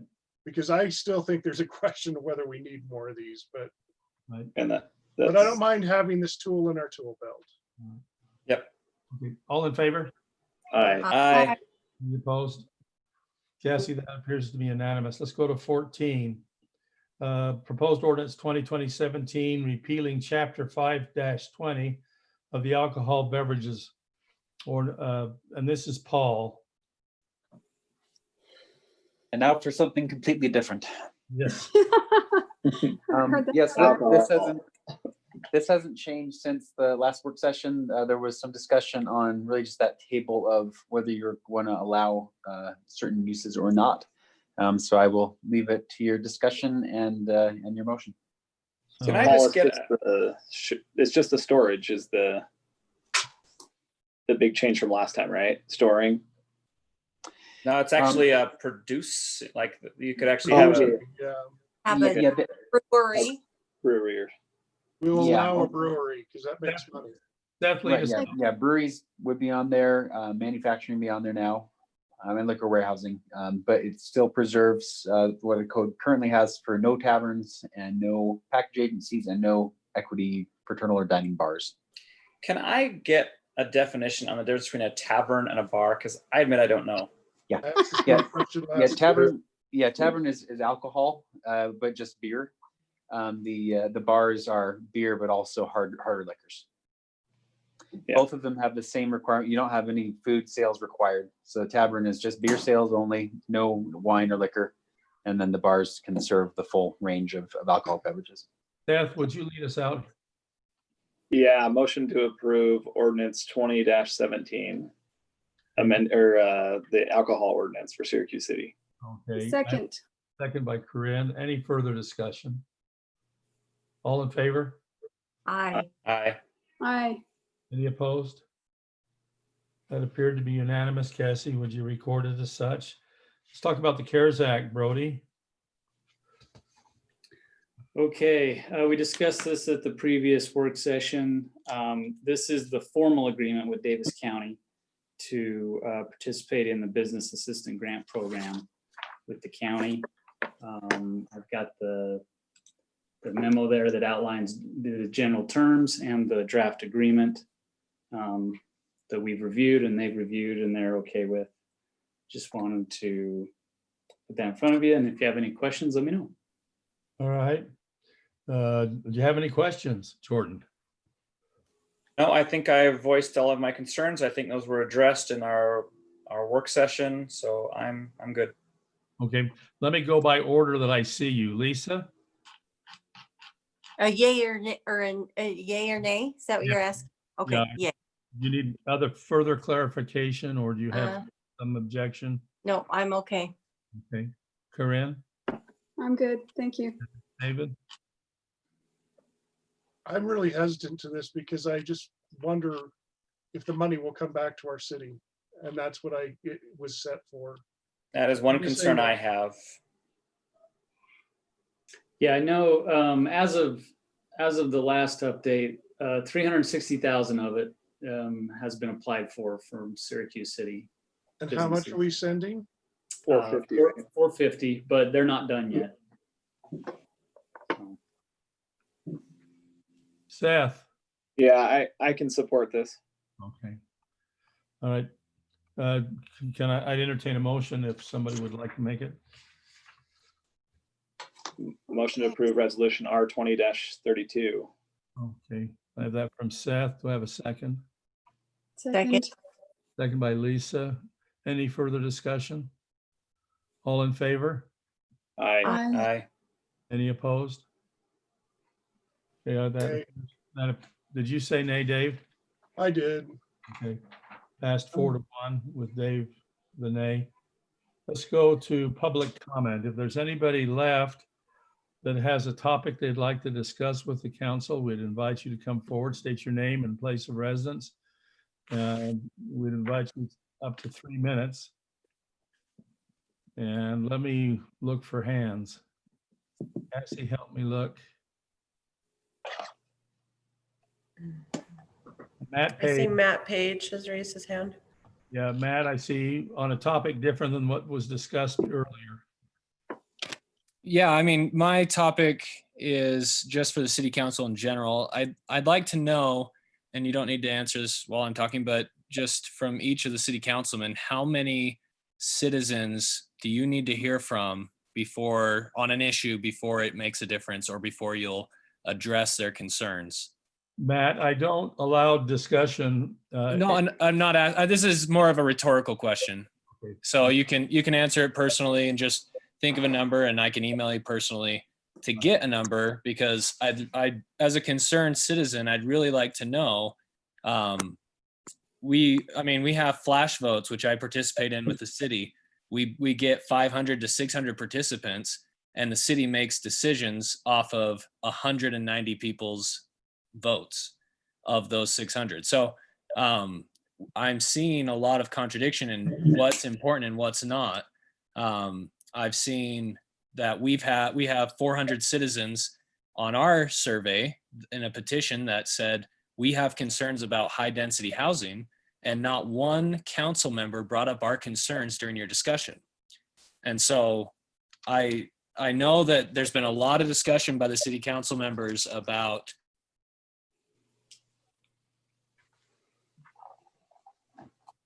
Did we lose him? Still there?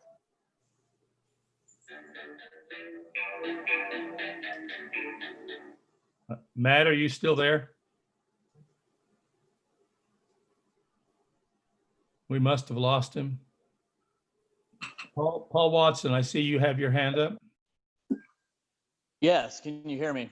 Yes. Yes. Okay. Sure. So I'd like to circle back and now that kind of I've heard some of the information from the developer Nate on the proposal for the area next to Smith's. It's a little disheartening to see how much the only discussion from the council on that topic was in reference to, gables that were adjusted, in a minor fashion, or variation in windows or facade. I have no doubt that a developer like Nate can produce a nice looking building. That's not the concerns of your citizens. The concerns are safety. So, and it deals specifically with things that should concern a city council. What is the city council going to do if that high density apartment complex, which is, which is sprinkled with a little bit of commercial to meet some mixed use, zone, to meet the letter of the law, doesn't speak to the spirit of the general plan. But my concern is specifically with the increase in safety and traffic on roads that are not meant to handle that, specifically Bluff Ridge Drive, 2010 South and 1000 West, when you're going to be introducing 250 vehicles. This is going to be commuter traffic. There is no infrastructure in Syracuse, or there's not enough jobs in Syracuse. These people are going to be commuting to other areas, to and from this area. They're all going to need access to west of their location to access Smith's and Walmart and all the things that are west in Syracuse. Antelope Drive cannot handle that. They will be forced down Bluff Ridge Drive, 2010 South, and onto 1000 West. How is our infrastructure going to support that? That wasn't discussed at all. I was in a meeting with the developer, Nate, at the retirement villas, and we addressed that with him, and he was silent. I asked the question then, he was silent. You know why? Because he doesn't have to be concerned about that. You know who does? We, as the residents of Syracuse, who are going to have to deal with the impact of that building. So it was so disheartening to see the council not even get into that and talk about, windows and those types of things. I would urge you to listen to the citizens. Yes. I'll give you 10 seconds to suspend. Thank Okay, yeah, I would just urge you to listen to your citizens, observe the educated citizens that have signed the petition regarding not wanting you to change the zone for a high density apartment complex that is facading as a mixed use development. Thank you. Matt, I'd give you another minute. We lost you for some reason. Yeah, sorry. China got a hold of my passwords, I guess.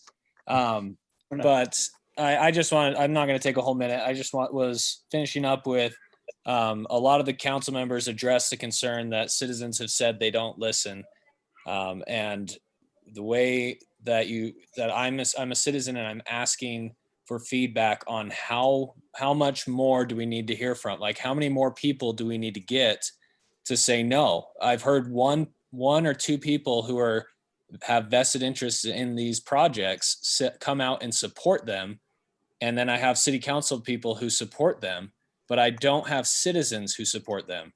And so I don't know what we can do. So as a citizen, I'm asking for help from the mayor, from the city council, and helping us to know how we can effectuate change. Because I agree, you don't need to listen to the vocal minority. But if there's not a majority, like, I can get a majority if I need to. Just tell me what that majority needs to be. That's what my comment is. Sorry. Thank you, Matt. Appreciate that. Anybody else participating with us that would like to approach the council?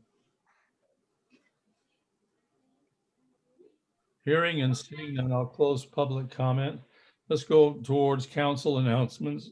I'm going to go across the board with Corinne. Well, first of all, just wanted to tell everyone, thank you so much for the support with the illumination event coming up. We're super excited about it. It's going to be August 31st, the 1st of September, and the 2nd of September. And I sent you all an email about it. Please share it. It's a lot of really good information done by professionals. And some of them are going to have teenagers that will help them say, like, for instance, they'll ask a question to the teenager about how they feel about the situation or this or that. And anyway, it's going to be a wonderful, wonderful event, and everything got approved for the fireworks, and hope you all get online to some of it. And if you're not able to on those dates, it's going to be recorded for the future. And we're really thrilled that that's finally off the ground. And let's see. Oh, also this Friday is the Syracuse pageant. And because of COVID, there's a lot of restrictions on who can come. It's been really tight, but we are really also very, very grateful to all the businesses and to Weber State for still offering these scholarships to these girls who have a lot of everything else removed. And we're grateful that this event was not canceled as well. Armin, is this Friday or Saturday? Oh, pardon me. I believe it's Saturday. That was my question as well. Yes, sorry. Thank you. Thank you for clarifying. And even today, we were working out some more details of it, and I'm just really so grateful to Shelley Thorne and her committee for not giving up and for allowing these girls to still have this opportunity. And it's really wonderful to see the variety of girls from all sorts of different backgrounds and types do this because it's based on their service and their talents and not their physical prowess. So we think that they're an amazing group, and I'm really grateful for what they do for our city. Thank you. That's all I have. David?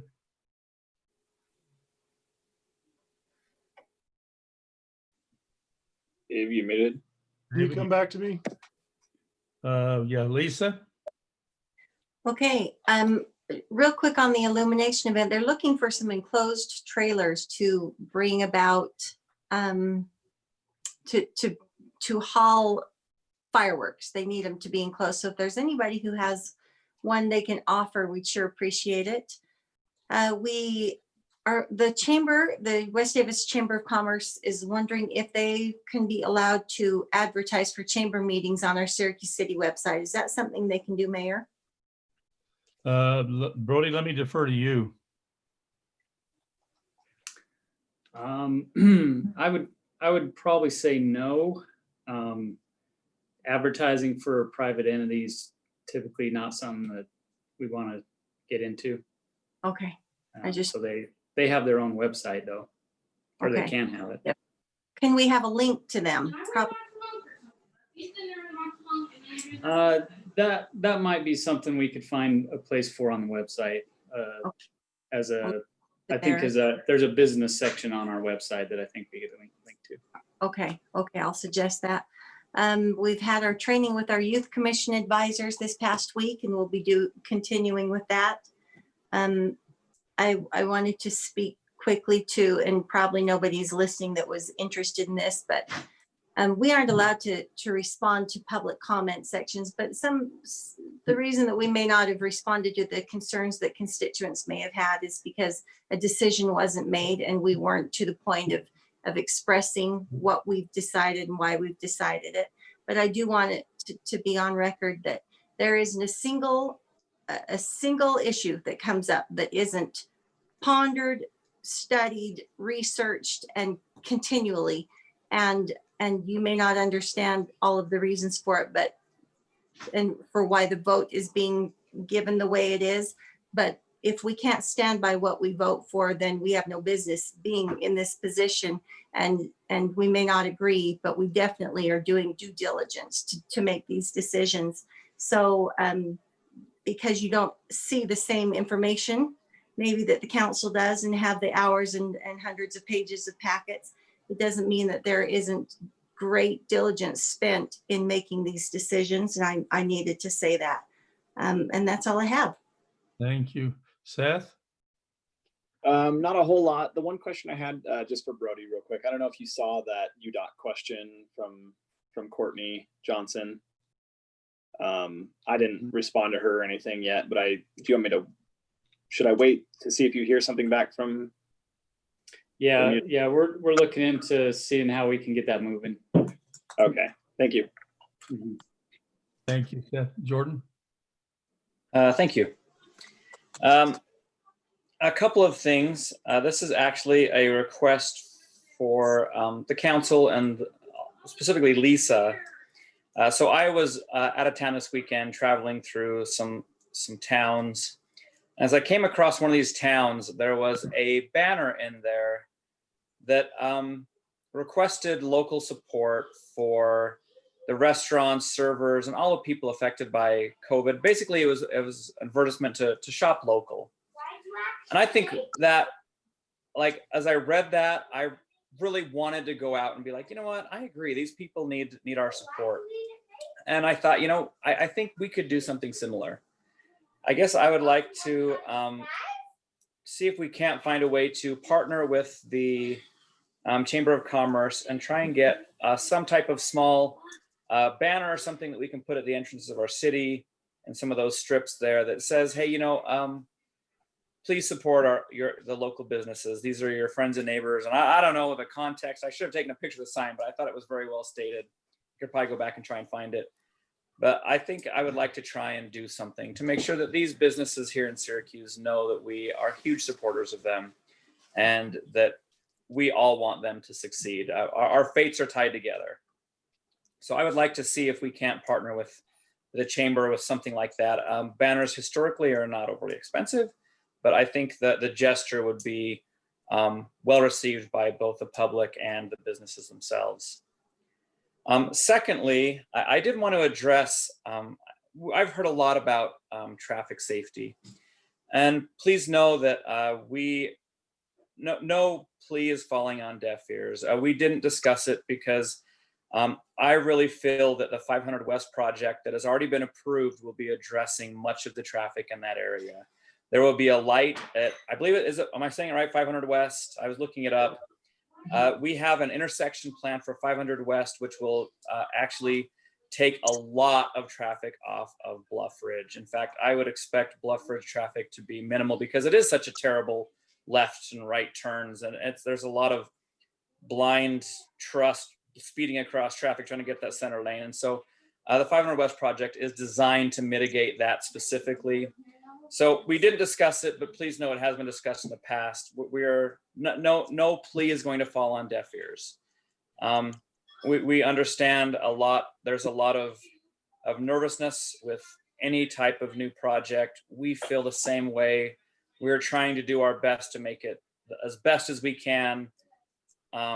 But we are trying to go through all those issues. And I think with that one specifically, since it was brought up, I do want to say that the 500 West project should take care of a lot of that. That's all I had. Thank you, Jordan. Brody, when you get to the manager's report, will you address the chamber and what we're doing with the chamber in relationship to business? David? Right.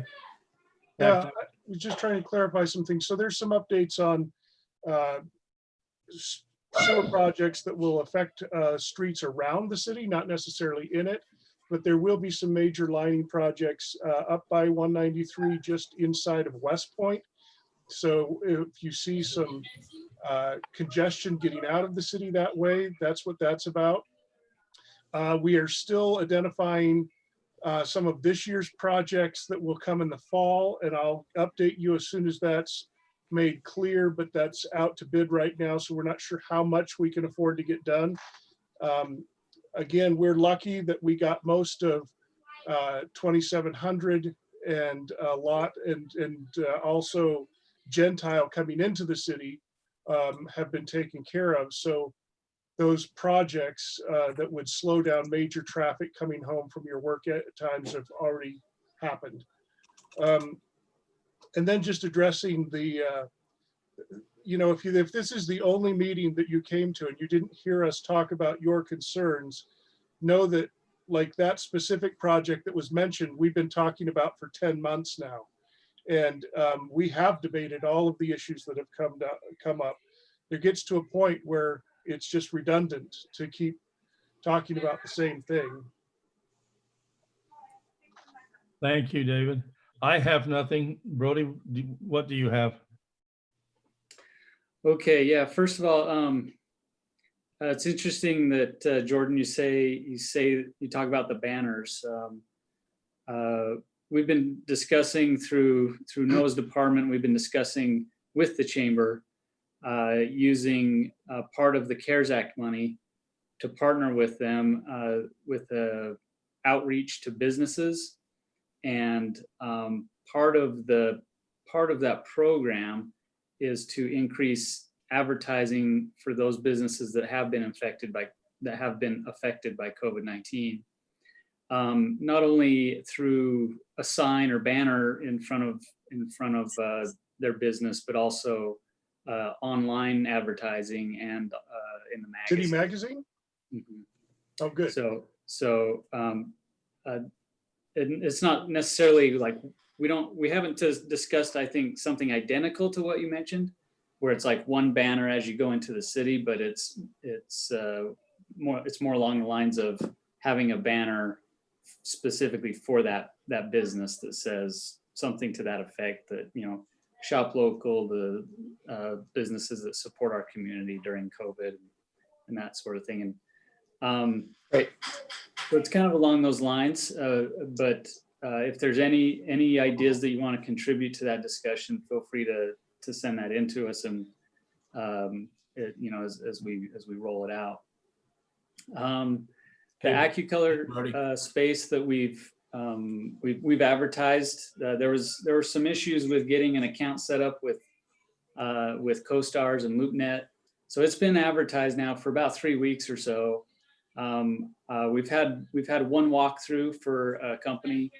I believe they're a software development company looking for some office space as more of a kind of a hub for this area in Davis County. They have some young software development professionals in the area that they need some collaboration space. But that's, so we've had one. I will say the advertisement on LoopNet, the minimum that we could purchase was 3 months. It's $150 a month. So whether or not we choose to go with a broker, that advertisement, that listing will continue for 3 months, you know, so that's September, October. We discussed previously that we'd bring it up if we want to continue to just do that advertising in-house or to select a broker.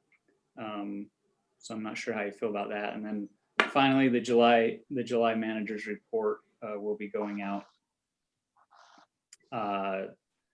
There's just a few tweaks that still need to be done, but it should go out later tonight. So. Morning is okay, Brody. Yeah, we can wait. Go home. It's a page turner, but I can wait. Thank you. Yeah. We've covered a lot of ground tonight. I want to thank the council for your work, your judicious work, and for your preparation for the meetings. I know it's not easy. So thank you very much. Let's do this again in 2 weeks.